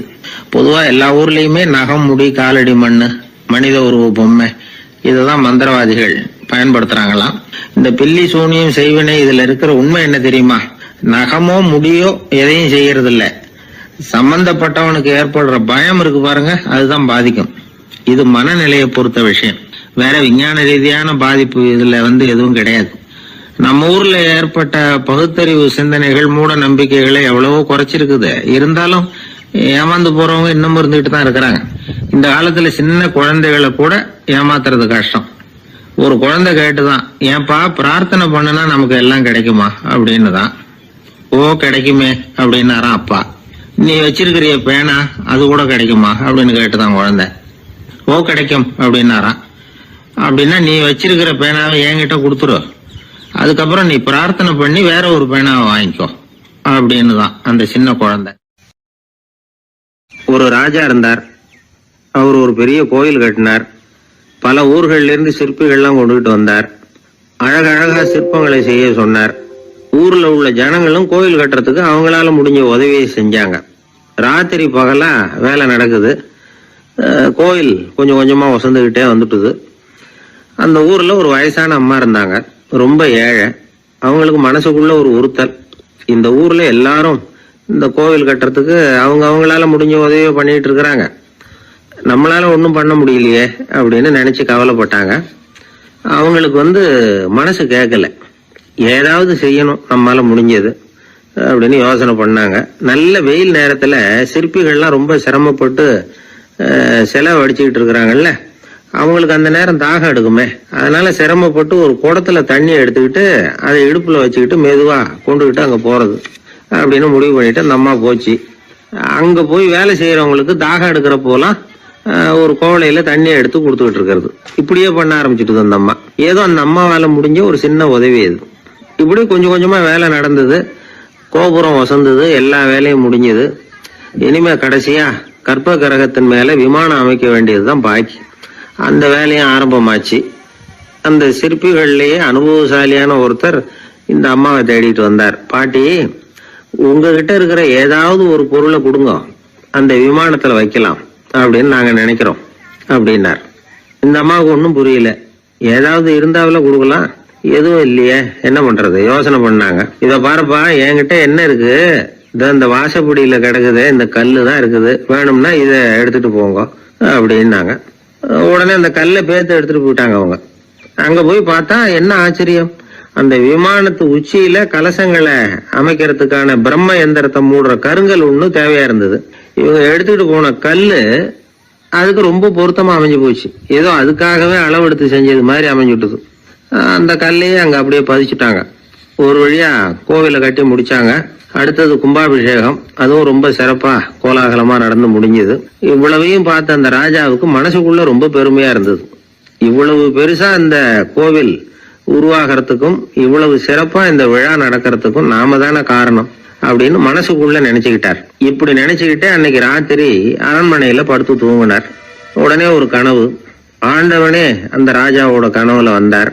ராஜா ஆண்டவனை வணங்கினார். இறைவா, உங்களுக்காக நான் கட்டி இருக்கிற கோவில் எப்படி இருக்குது, நல்லா இருக்குதா அப்படின்னு கேட்டார் ராஜா. அதுக்கு இறைவன் சொன்ன பதில் என்ன தெரியுமா? நீ கட்டின கோவில்ல அந்த கிழவியோட நிழல்ல நான் சுகமா இருக்கிறேன் அப்படின்னாராம். இப்படி சொல்லிவிட்டு கடவுள் மறைஞ்சிட்டார். கனவு கலைஞ்சது. ராஜா விசாரிச்சார், யார் அந்த கிழவி அப்படின்னு. எல்லாரும் விவரத்தை சொன்னாங்க. அப்பதான் ராஜா நினைச்சு பார்த்தார், இந்த கோவிலை நானே கட்டினதாக ரொம்ப பெருமைப்பட்டுக்கிட்டேன். ஆனா அந்த வயசான அம்மா வீட்டு வாசல்ல கிடந்த கல்லு அது இறைவனுக்கு சுகமான நிழல் கொடுக்கறதாக சொல்றாரு. அப்படிங்கறத எண்ணி பார்த்தார். நான்கிற எண்ணம் வந்து நழுவி போயிட்டுதான். கோபுரம் எவ்வளவு பெருசுங்கிறது முக்கியம் இல்ல, குணம் எவ்வளவு பெருசுங்கிறது தான் முக்கியம். அந்த வயசான அம்மா நம்ம நாட்டுல வாழறது தான் நமக்கு உண்மையான பெருமை அப்படின்னு நினைச்சாராம் ராஜா. இந்த காலத்திலயும் ஒரு ஊர்ல ஒரு கோவில் கட்டினாங்க. எல்லா ஜனங்களும் அவங்களால முடிஞ்சதை செஞ்சாங்க. நம்மால ஒருத்தன் அந்த திருப்பணி குழு தலைவரை போய் பார்த்தான். நான் ஏதாவது ஒத்துழைக்கணுமா ஐயா அப்படின்னு ரொம்ப பணிவா கேட்டான். திருப்பணி குழு தலைவர் சொன்னார், இத பாருப்பா, இந்த கோவில் கட்டி முடிக்கிற வரைக்கும் உன்னுடைய ஒத்துழைப்பு எதுவும் தேவையில்லை. கட்டி முடிச்சு கும்பாபிஷேகம் ஆனதுக்கு அப்புறம் தான் உன்னுடைய ஒத்துழைப்பு ரொம்ப அவசியம் அப்படின்னார். அதுக்கப்புறம் நான் என்ன செய்யணும் சொல்லுங்கன்னா, இவன் இந்த சாமி சிலைய நீ திருடிட்டு போகாம இருக்கணும், அவ்வளவுதான் அப்படின்னாராம் அவர். ஆங்கிலேய ஆட்சி இந்தியாவுல நடந்துகிட்டு இருந்த காலம். மூதறிஞர் ராஜாஜி சேலத்துல வழக்கறிஞரா தொழில் நடத்திட்டு இருக்கிறார். அவர் ஒரு சமயம் தன்கிட்ட வேலை செஞ்சுக்கிட்டு இருந்த பணியாளர் ஒருத்தரை கூப்பிட்டார். இத பாருப்பா, இந்த அஞ்சல் தலைய இந்த தபால் கவர்ல ஒட்டிட்டு வா அப்படின்னு சொன்னாராம். அந்த ஆள் உடனே அந்த கவரையும் ஸ்டாம்பையும் வாங்கிட்டு போனார். பசை தடவி ஸ்டாம்பை கவர்ல ஒட்டினார். திருப்பி கொண்டுகிட்டு வந்து ராஜாஜி கிட்ட கொடுத்தார். இவர் அதை வாங்கி பார்த்தார். உடனே சிரிக்க ஆரம்பிச்சுட்டாராம். அவரால் சிரிப்பை அடக்க முடியல. அந்த பணியாளரை பார்த்து, ஏன்பா, நாங்க எல்லாரும் எவ்வளவோ பாடுபட்டு முயற்சி பண்ணி போராடிட்டு வர்றோம், ஆனா எங்களால முடியல, எங்களால முடியாத அந்த காரியத்தை நீ ஒரு நிமிஷத்துல செஞ்சுட்டியே அப்படின்னு சொல்லிவிட்டு மறுபடியும் சிரிச்சாராம். பணியாளருக்கு உடனடியா ஒன்றும் புரியல, என்னன்னு பார்த்தார். அப்புறம் ராஜாஜி சொன்னாராம், ஆமாப்பா, நீ ஒரு நிமிஷத்துல பிரிட்டிஷ் மன்னரை வந்து கவுத்துட்டியே அப்படின்னாராம். அப்புறம் தான் விவரம் புரிஞ்சிருக்குது. அந்த பணியாளர் மன்னர் உருவம் இருந்த அந்த தபால் தலைய அந்த கவர்ல தலைகீழா ஒட்டி வச்சிருக்கிறார். அதை பார்த்துட்டு தான் ராஜாஜி அப்படி சொன்னாராம். இந்த நகைச்சுவை உணர்வு அவருக்கு இயல்பாவே இருந்தது. சேலத்துல வெங்கட சுப்பையர் அப்படின்னு சொல்லி ஒரு பிரபலமான வக்கீல், அவரும் ராஜாஜியும் ஒரு ஊர்ல பொதுக்கூட்டத்தை முடிச்சுக்கிட்டு திரும்பி ரயில்ல சென்னைக்கு வந்துகிட்டு இருக்கிறாங்க. ராத்திரி நேரம். வெங்கட சுப்பையர் ஜன்னல் ஓரமா உட்காந்து பயணம் பண்ணிட்டு இருக்கிறார். திடீர்னு ஒரு இடத்துல அவரோட கை கடிகாரம் நழுவி ஜன்னல் வழியா வெளியில வந்துட்டுதான். அவர் உயிருக்கு உயிரா பாதுகாத்து வச்சிருந்த வாட்ச் அது. ஏன் தெரியுமா? அவர் வக்கீல் ஆகிறதுக்கு முன்னாடி சென்னை கிறித்துவ கல்லூரியில பணியாற்றிக்கிட்டு இருந்தார். பணி முடிஞ்சு விலகிறப்போ அவர்கிட்ட படிச்ச மாணவர்கள்லாம் அன்புக்கு அடையாளமா ரொம்ப பிரியமா கொடுத்த கை கடிகாரம் அது. அப்பேற்பட்ட அன்பு பரிசை திடீர்னு இழந்து விடுறதுக்கு யாருக்குதான் மனசு வரும்? ஐயோ, வாட்சி வெளியில விழுந்துட்டுதே அப்படின்னு பதட்டத்தோட சத்தம் போட ஆரம்பிச்சாராம். ராஜாஜி பக்கத்துலதான் உட்கார்ந்து இருக்கிறார். இருந்தாலும் இதை கேட்டுட்டு பதட்டப்படல, பதில் எதுவும் சொல்லல. அவர் பாட்டுக்கு என்னத்தையோ 1, 2, 3ன்னு எண்ணிட்டே வந்தாராம். வெங்கட சுப்பையர் ரொம்ப வேதனைப்பட்டிருக்கார். என்னங்க இது, என்னோட அருமையான கை கடிகாரம் நழுவி வெளியில விழுந்துட்டுது, அதுக்காக நான் தவிச்சுக்கிட்டு இருக்கிறேன். நீங்க என்னன்னா இதை கொஞ்சம் கூட காதுல வாங்கிக்காம குழந்தை மாதிரி என்னத்தையும் எண்ணிக்கிட்டே வர்றீங்களே அப்படின்னாராம். அப்பவும் ராஜாஜி ஒன்னும் பதில் பேசல. அவர் பாட்டுக்கு விடாம எண்ணிக்கிட்டே வந்தார். அடுத்த ஸ்டேஷன்ல வண்டி நின்னுது. ராஜாஜி ஸ்டேஷன் மாஸ்டரை கூப்பிட்டார். அவர் வந்ததும் அவர்கிட்ட சொன்னாராம், சார், எங்களுக்கு ஒரு உதவி செய்யணும். நாங்க வர்ற வழியில என் நண்பரோட வாட்ச் வெளியில விழுந்துட்டுது. அது விழுந்த இடத்துல இருந்து தந்தி கம்பங்களை விடாம எண்ணிக்கிட்டே வந்திருக்கிறேன். இவ்வளவு கம்பங்களுக்கு அப்பால அது கிடக்கும். தயவு பண்ணி யாரையாவது அனுப்பி அதை தேட ஏற்பாடு பண்ணுங்க. அது கிடைச்சுட்டுதுன்னா எங்களால முடிஞ்ச அன்பளிப்பு தர்றோம். அது மட்டும் இல்ல, எங்களுக்கு ஒரு லெட்டர் போடுங்க, கிடைச்சுட்டுதுங்கிற விவரத்தை நாங்க வந்து வாங்கிக்கிறோம் அப்படின்னு எல்லாம் சொன்னாங்களாம். அப்படின்னு சொல்லி முகவரியெல்லாம் கொடுத்துட்டு வந்துட்டாங்க அவங்க. கொஞ்ச நாள்ல அந்த கடிகாரமும் வந்து சேர்ந்துட்டுதான். இது எதுக்கு சொல்றாங்கன்னா, பதற்றம் அடையக்கூடாது அப்படிங்கிறது ரொம்ப முக்கியம். பதற்றம் அடையக்கூடிய நேரத்துல கூட அறிவை சிதற விடாம செயல்படுத்துற சாமர்த்தியம் எல்லாருக்கும் சுலபமா வந்துடாது. அவரோட நகைச்சுவை உணர்வுக்கு இன்னொரு உதாரணம். ஒரு தடவை அவரை பாக்குறதுக்கு ஒரு நண்பர் வந்தாராம். என்னப்பா பண்ணிட்டு இருக்கிற அப்படின்னு விசாரிச்சிருக்காரு ராஜாஜி. இப்ப நான் நிறைய கதை கட்டுரை எல்லாம் எழுதுறேன் சார், புத்தகம் போடுறேன் அப்படின்னாராம் வந்தவர். அப்படின்னா சாப்பாட்டுக்கு என்ன பண்ற அப்படின்னு கேட்டாராம் ராஜாஜி. இங்க எழுத்த நம்பி யாரும் காலம் தள்ள முடியாதுங்கிறத அவ்வளவு தெளிவா அவர் புரிஞ்சு வச்சிருக்கிறார். ஒரு அரசனும் அமைச்சரும் ஒரு நாள் ரொம்ப சாவகாசமா பேசிக்கிட்டு இருந்தாங்களாம். அரசன் அமைச்சரை பார்த்து ஒரு கேள்வி கேட்டிருக்கார். ஏங்க அமைச்சரே, ஆசை இல்லாத ஒரு மனுஷனால இருக்க முடியுமா அப்படின்னு. ஏன் முடியாது, துறவி அப்படிங்கிறவங்க எல்லாம் அப்படிப்பட்டவங்க தானே அப்படின்னாராம் அமைச்சர். அவங்க எல்லாம் உண்மையிலேயே ஆசையை விட்டவங்க தானே அப்படின்னு கேட்டாரா ராஜா. அப்படிதான் இருக்கணும் அப்படின்னாராம் அமைச்சர். அப்படின்னா ஆசையே இல்லாத ஒரு உண்மையான துறவியை நான் பார்க்கணுமேன்னார். அது என்ன பிரமாதம், அதுக்கு நான் ஏற்பாடு பண்றேன் அப்படின்னுட்டார் இவர். சொல்லிவிட்டு உடனே புறப்பட்டு போனார். அங்க இங்க தேடினார். அப்புறம் தான் அவருக்கு புரிஞ்சுது உண்மை துறவியை கண்டுபிடிக்கிறது எவ்வளவு கஷ்டமான காரியம்னு. இருந்தாலும் ராஜா கிட்ட சொல்லியாச்சே உண்மை துறவியை காட்டுறேன்னு. இப்ப என்ன பண்றது? ராஜா கிட்ட சொன்னபடி நடக்கலைன்னா அவருக்கு கோபம் வந்துடும். அமைச்சர் ஒரு யோசனை பண்ணார். அவருக்கு ஒரு வழி தெரிஞ்சுது. அதுதான் சரின்னு முடிவு பண்ணார். அதாவது அந்த ஊர்ல அவருக்கு தெரிஞ்ச நாடக நடிகர் ஒருத்தர் இருக்கிறார், நல்லா நடிப்பார். அவரை போய் பார்த்தார். இதை பாருப்பா, எனக்காக நீ ஒரு காரியம் செய்யணும்னார். என்னன்னு கேட்டார் அவரு. நீ ஒரு துறவி மாதிரி கொஞ்ச நேரத்துக்கு நடிக்கணும். ராஜா உன்னை பார்த்துட்டு போற வரைக்கும் நடி, அது போதும். அதுக்காக உனக்கு 10,000 ரூபாய் தரேன் அப்படின்னார். அவர் எந்த காலத்துல இவ்வளவு பணத்தை மொத்தமா பார்த்திருக்காரு. அதனால உடனே சரின்னு ஒத்துக்கிட்டார். அமைச்சர் அரண்மனைக்கு திரும்பி வந்தார். என்ன அமைச்சரே, இன்னுமா ஒரு உண்மையான துறவி கிடைக்கலன்னார். உண்மையான துறவி ஒருத்தரை இப்பதான் கொஞ்ச நேரத்துக்கு முன்னாடி பார்த்து பேசிவிட்டு வர்றேன். அவர் நம்ம ஊருக்கு வெளியில குளத்தங்கரையில உள்ள ஒரு ஆலமரத்துக்கு அடியில் உட்கார்ந்துருக்கிறார் அப்படின்னார் இவர். அப்படின்னா உடனே புறப்படுங்க அப்படின்னார் ராஜா. பரிவாரங்களோட புறப்பட்டார். அங்க அந்த மரத்தடியில அந்த ஆளு வேஷம் போட்டுக்கிட்டு துறவி மாதிரி உட்காந்துருக்கிறான். ராஜா நேரா போனார்.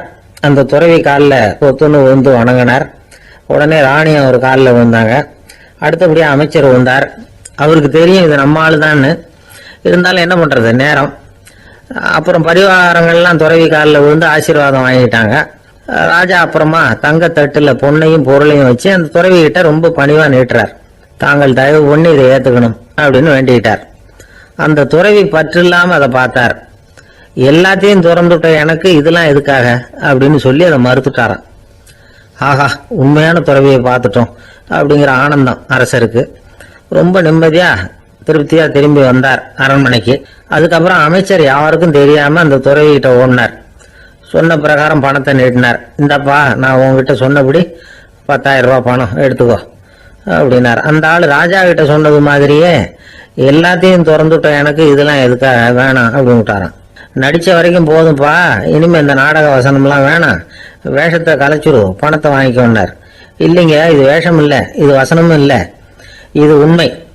கொஞ்ச நேரம் துறவி மாதிரி நடிச்சதுக்கே இந்த தேசத்து ராஜா ராணி அமைச்சர் பரிவாரங்கள் எல்லாம் என் காலில் விழுந்து வணங்குறாங்க. அப்படின்னா உண்மையான துறவியா இருக்கிறது எவ்வளவு பெருமையான விஷயம். நான் உண்மையான துறவியா ஆக போறேன், அப்படி முடிவும் பண்ணிட்டேன் அப்படின்னார் அந்த நடிகர். வேஷம் கூட எப்படிப்பட்ட விளைவுகளை உண்டு பண்ணுது பாத்தீங்களா. நம்மால் ஒருத்தன் ரொம்ப வசதியா தான் இருந்தான். ஒரு நாள் அவன் சொத்து பூரா திருட்டு போட்டுது. அதுக்கப்புறம் இவன் துறவி மாதிரி ஆயிட்டான். ஊர் ஊரா சுத்தினான். ஒரு குருநாதரை தேடி கண்டுபிடிச்சான். அவர்கிட்ட சீடனா சேர்ந்துக்கிட்டான்.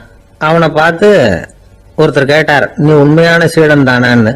இல்லைங்க, சீடன் மாதிரி நடிச்சுக்கிட்டு இருக்கிறேன் அப்படின்னா. அது குரு துரோகம் இல்லையா அப்படின்னு கேட்டார் அவர். இல்லைங்க, நான் பண்ணது குரு துரோகம் இல்லை, என் குரு பண்ணதுதான் துரோகம். என்னுடைய பணத்தை கொள்ளையடிச்சது இவர் தான். அதை எங்க வச்சிருக்காருன்னு கண்டுபிடிக்கிறதுக்காக தான் இவர்கிட்ட சீடனா சேர்ந்திருக்கிறேன் அப்படின்னா. ஒரு ஆள் இருந்தான், நிறைய பணம் சம்பாதிச்சான். ஆனா செலவு பண்ண மனசு வரல, கருமி. அவன் என்ன பண்ணா, சேர்த்த பணம் பூராவையும் ஒரு மரத்தடியில புதைச்சி வச்சிருந்தான். வாரத்துக்கு ஒரு தடவை அந்த மரத்தடிக்கு வருவான். புதைச்ச இடத்த ஆவலோட பார்த்துக்கிட்டு இருப்பான். அதுக்கப்புறம் போயிடுவான். அவ்வளவுதான். ஒரு நாள் ஒரு திருடன் வந்தான். இவன் புதைச்சி வச்சிருந்ததெல்லாம் எடுத்துட்டு போட்டான். இது தெரிஞ்சு போச்சு. அந்த கருமி புலம்ப ஆரம்பிச்சுட்டான். இவன் புலம்பல கேட்டதும் அக்கம் பக்கத்துல இருந்தவங்க எல்லாம் ஓடி வந்தாங்க. என்ன விஷயம்னு விசாரிச்சாங்க. இவன் சொன்னான்.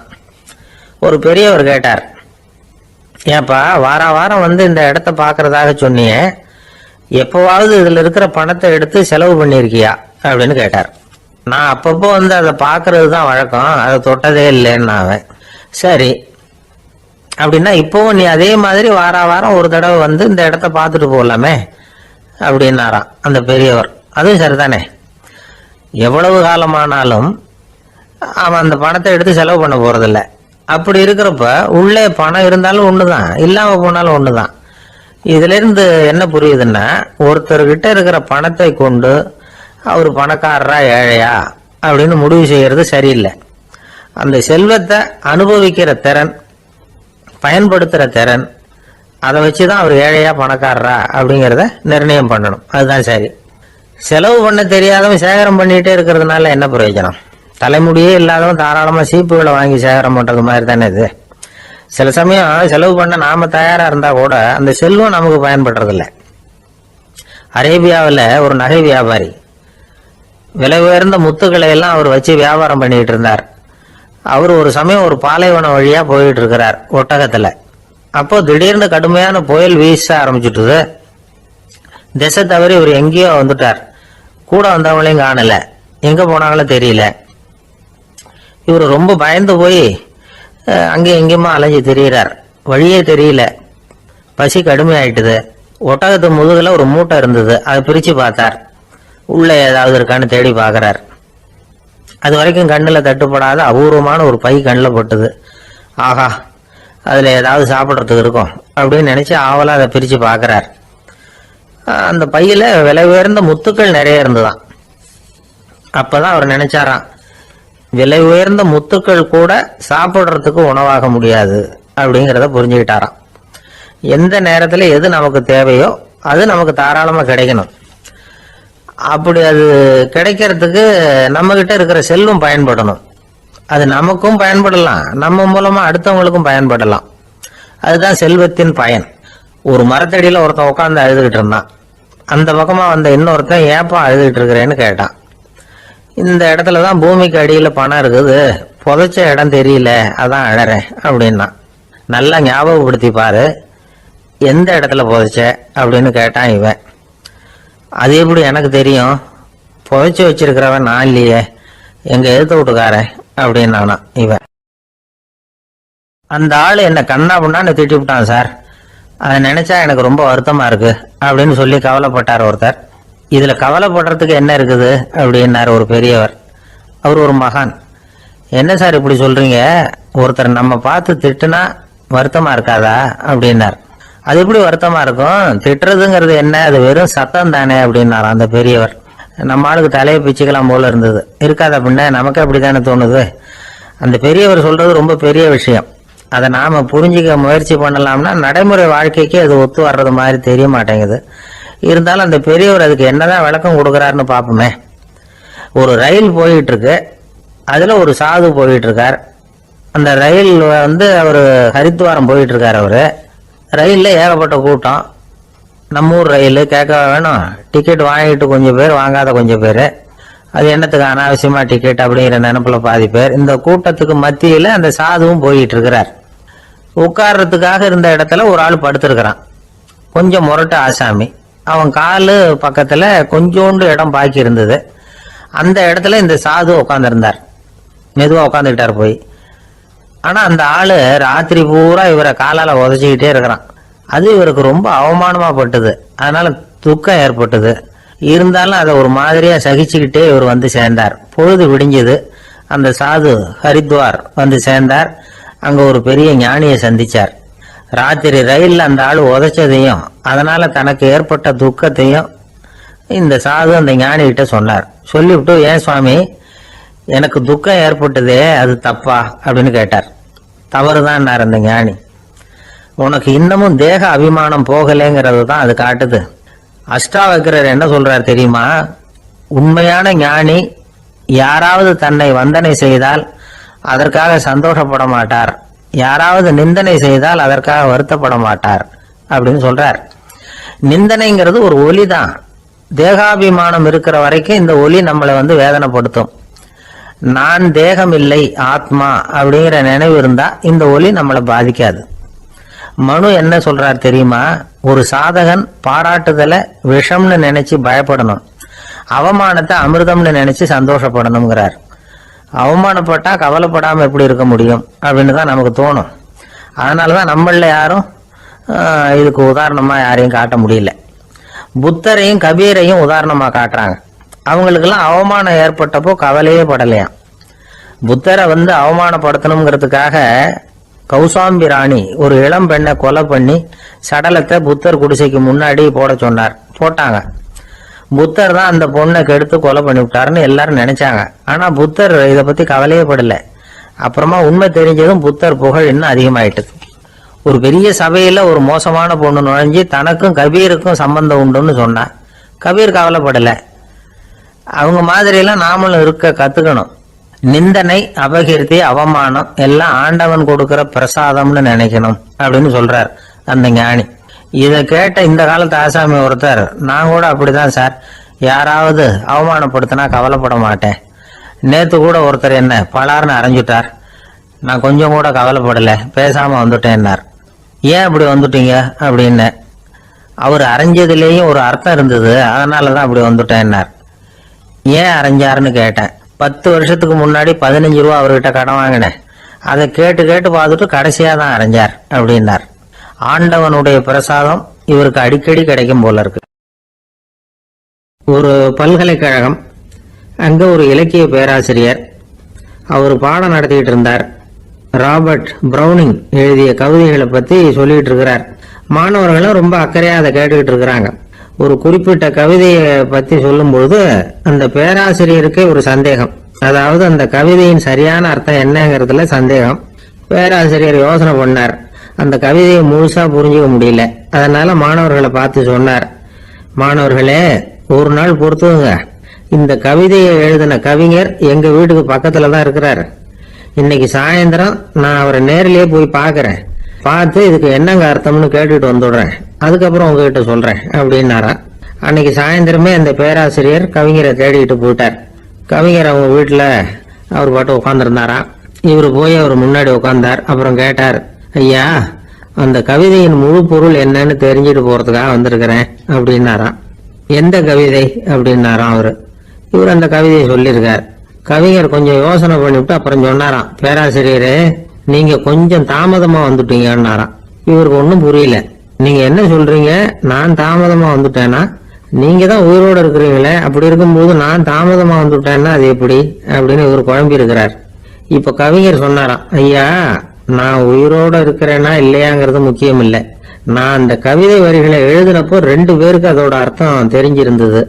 இப்போ ஒரே ஒருத்தருக்கு தான் அதோட அர்த்தம் தெரியும் அப்படின்னாராம். பேராசிரியர் யோசனை பண்ணியிருக்கார். அப்படின்னா அந்த ஒருத்தர் கவிஞர் ராபர்ட் பிரௌனிங்கை தவிர வேற யாரா இருக்க முடியும்? இவர் தான் அப்படிங்கறத அவர் மனசுல நினைச்சுக்கிட்டார். அதனால சொன்னார், ஐயா, நான் தாமதமா வரல, அந்த கவிதையின் பொருள் என்ன அது சொல்லுங்கன்னார். பேராசிரியரே, நான் சொல்றது உங்களுக்கு புரியலன்னு நினைக்கிறேன். நான் இந்த வரிகளை எழுதினப்போ 2 பேருக்கு அதோட அர்த்தம் தெரிஞ்சிருந்தது. அந்த 2 பேர் யாருன்னா, ஒருத்தர் ராபர்ட் பிரௌனிங், அதாவது நான், இன்னொருத்தர் கடவுள். இப்போ அது கடவுளுக்கு மட்டும்தான் தெரியும். நானே இதை பத்தி பல தடவை யோசனை பண்ணி பார்த்தேன். இது ரொம்ப அழகானது, ஆனாலும் ரொம்ப வழுக்கலானது. அதை பிடிச்சிட்டோம்னு நினைச்சிட்டு இருக்கும் போதே காத்து மாதிரி அது உங்ககிட்ட இருந்து ஓடி போயிடுது. எனக்கு ரொம்ப வருத்தமா தான் இருக்குது. நிச்சயமா நான் தான் இந்த வரிகளை எழுதியிருக்கிறேன். அதுல அர்த்தம் இருக்குங்கிறது எனக்கு தெரியும், அதை நான் உணர்றேன். ஆனா நீங்க என்ன மன்னிக்கணும், எனக்கே கூட அதை என்னால விளக்க முடியல. அப்படி இருக்கும்போது உங்களுக்கு எப்படி அதை நான் விளக்க முடியும் அப்படின்னு அந்த கவிஞர். அனுபவிக்கப்படக்கூடிய எல்லாமே விளக்கப்படக்கூடிய ஒன்றல்ல, விளக்கப்படும் எல்லாமே அனுபவிக்கப்படக்கூடிய ஒன்றல்ல அப்படிங்கிறது ஞானிகளுடைய கருத்து. அதுக்காக தான் அந்த சம்பவம். வாழ்க்கையில நீங்கள் தொடர்ந்து ஆய்வு செய்து கொண்டே இருக்கக்கூடிய விளக்கங்களை ஒருபோதும் அடைய முடியாத பரிமாணங்கள் இருக்கிறதுனாலதான் அது அலுப்பு தட்டாம இருக்குது. உங்களால நிறைய அனுபவிக்க முடியும், இருந்தாலும் நீங்கள் அனுபவித்து அறிந்த விஷயங்கள் கூட வார்த்தைகளால விளக்கப்பட முடிவதில்லை அப்படிங்கிறது பெரியோர் சிந்தனை. இதெல்லாம் ஒரு பக்கம் இருக்கட்டும். நமக்கு தெரிஞ்ச பேராசிரியர் ஒருத்தர் 1 மணி நேரம் ரொம்ப விவரமா வகுப்பு எடுத்தார். கடைசியா சொன்னார், மாணவர்களே, ரொம்பவும் எளிமையா விளக்கமா எல்லா விவரமும் சொல்லி இருக்கிறேன். அதனால இதுல உங்களுக்கு சந்தேகம் வர்றதுக்கு வாய்ப்பே இல்லை. இருந்தாலும் கேட்க வேண்டிய கடமை கேட்கிறேன். இதுவரைக்கும் நடத்தினதுல யாருக்காவது ஏதாவது சந்தேகம் உண்டா அப்படின்னு கேட்டாராம். எனக்கு ஒரே ஒரு சந்தேகம் தான் சார் அப்படின்னு எழுந்திரிச்சு நிக்கிறான் ஒருத்தன். என்னன்னு கேட்டாராம். இதுவரைக்கும் நீங்க என்ன பாடம் சார் நடத்துனீங்க அப்படின்னானா அவன். அம்மாக்காரங்களுக்கு அடிக்கடி ஏற்படுற கவலை ஒண்ணு உண்டு. அதாவது குழந்தை சரியா சாப்பிட மாட்டேங்குதே அப்படிங்கிற கவலை. இவங்கெல்லாம் ஒரு விஷயத்த நல்லா புரிஞ்சுக்கணும். குழந்தைகள்ங்கிறவங்க பெரியவங்க மாதிரி இல்லை. அவங்க கடிகாரத்துல மணியை பார்த்துட்டு சாப்பிடுறதுக்கு உட்கார்ற ரகம் கிடையாது. பசிச்சா சாப்பிடுவாங்க, இல்லைன்னா விளையாடுவாங்க, இல்ல தூங்குவாங்க. அது புரியாம அவங்கள கட்டாயப்படுத்தி அல்லது மிரட்டி சாப்பிட வைக்கிறது ரொம்ப தப்பு. ஒரு 8 மாச குழந்தைக்கு 3 மணி நேரத்துக்கு ஒரு தடவை பசிக்கும். அந்த நேரம் பார்த்து சாப்பாடு கொடுத்தா அடம் பண்ணாம அது பாட்டுக்கு சாப்பிட்றோம். அதே குழந்தைக்கு 1 வயசு ஆகிறப்போ 4 மணி நேரத்துக்கு ஒரு தடவை பசிக்கும். இந்த வயசுல இயற்கையாவே பசி குறைஞ்சிருக்கும். அது புரியாம என் குழந்தை முன்னாடி மாதிரி இப்ப சரியா சாப்பிட மாட்டேங்கிறான் அப்படின்னு சில பேர் டாக்டர் கிட்ட போய் சொல்லிக்கிட்டு இருப்பாங்க. இன்னொரு விஷயம், ஒரு குழந்தைக்கு வயசு அதிகமாகிற வேகத்துக்கு உடம்பு எடையும் அதிகமாகிக்கிட்டே போவாது. உடம்பு எடை அதிகமாகிற வேகம் குறைஞ்சிக்கிட்டே வரும். 6 மாச குழந்தைக்கு ஒரு வாரத்துல 150 கிராம் எடை கூடும். ஒரு வயசுல வாரத்துக்கு 71 கிராம் எடை கூடும். இது புரியாம அதிகமா சாப்பாட்டை கொடுத்து குழந்தைய கஷ்டப்படுத்தக்கூடாது. ஏன்னா அளவுக்கு மீறின உணவு அஜீரணத்தை உண்டு பண்ணிவிடும். குழந்தைக்கு ஒரு தட்டுல கொஞ்சமா ஆகாரத்தை வச்சு கொண்டுட்டு போய் கொடுக்கணும். மலை மாதிரி குவிச்சு வச்சா அதை பார்த்ததுமே பசி அடங்கி போயிடும். அடிச்சு மிரட்டி பயமுறுத்தி குழந்தைய சாப்பிட வைக்கிற பழக்கம் இருக்கு பாருங்க, அதுக்கு ஃபுட் ஃபோர்சிங் அப்படின்னு பேரு. இப்படி பண்ணுனா குழந்தைக்கு சாப்பாட்டுல விருப்பம் குறைஞ்சிரும், அதை கண்டாவே வெறுக்க ஆரம்பிச்சிரும். அது மாதிரி உளம் சார்ந்த பசி குறைவு, சைக்கோஜெனிக் அனோரெக்சியா, அது ஏற்படுமா. சாப்பாடுங்கிறதே ஒரு தண்டனை மாதிரி தோணும். குழந்தைகளுக்கு பிடிச்ச மாதிரியான ஆகாரத்தை கொடுக்கணும். சத்து அதிகம் இருக்குங்கிறதுக்காக அதுக்கு பிடிக்காத ஆகாரத்தை கொடுத்து கட்டாயப்படுத்தக்கூடாது. குழந்தைகளுக்கு 2 வயசு ஆகிறப்போ இயற்கையாவே எதிர்மறை குணம் உண்டாகும். அதாவது அந்த எதிர்மறையா பேசுறது, இது மாதிரி சமயங்கள்ல நாம என்ன சொல்றோமோ அதுக்கு நேர்மாறா நடந்துக்கும். ஏட்டிக்கு போட்டி, சாப்பிட சொன்னா விளையாட போவோம், விளையாட சொன்னா சாப்பாடு கேட்கும். இதை புரிஞ்சுக்கிட்டு நடந்துக்கணும். குழந்தை சொன்ன பேச்சை கேட்கலேன்னு கோவப்படக்கூடாது. குழந்தை வளர வளர பிடிவாத குணம் வர்றது சகஜம். கேட்டதை வாங்கி கொடுத்தாதான் சாப்பிடுவேன் அப்படின்னு பிடிவாதம் பண்ணும். வாங்கி கொடுத்து விடுறதுதான் உத்தமம். நீங்களும் அதுகிட்ட பிடிவாதம் பண்ணிட்டு இருக்க கூடாது. ஏன்னா கேட்டது கிடைக்கலையேங்கிற ஏமாற்றம் கூட குழந்தையோட பசியை குறைச்சிரும். கேட்டது கிடைச்சிட்டா பசி அதிகமாகும், கொடுத்ததை மலமலன்னு சாப்பிட்றோம். குழந்தைகளுக்கு கண்ட கண்ட நேரத்துல சாப்பிடறதுக்கு எதையாவது வாங்கி கொடுத்துக்கிட்டு இருந்தா சாப்பாட்டு நேரத்துல சாப்பிடாம அடம் பண்ண ஆரம்பிச்சிடும். பள்ளிக்கூடம் போற பிள்ளைங்க காலை உணவை சரியா சாப்பிட மாட்டாங்க. அச்சம், அவசரம், பரபரப்பு இதெல்லாம் தான் காரணம்.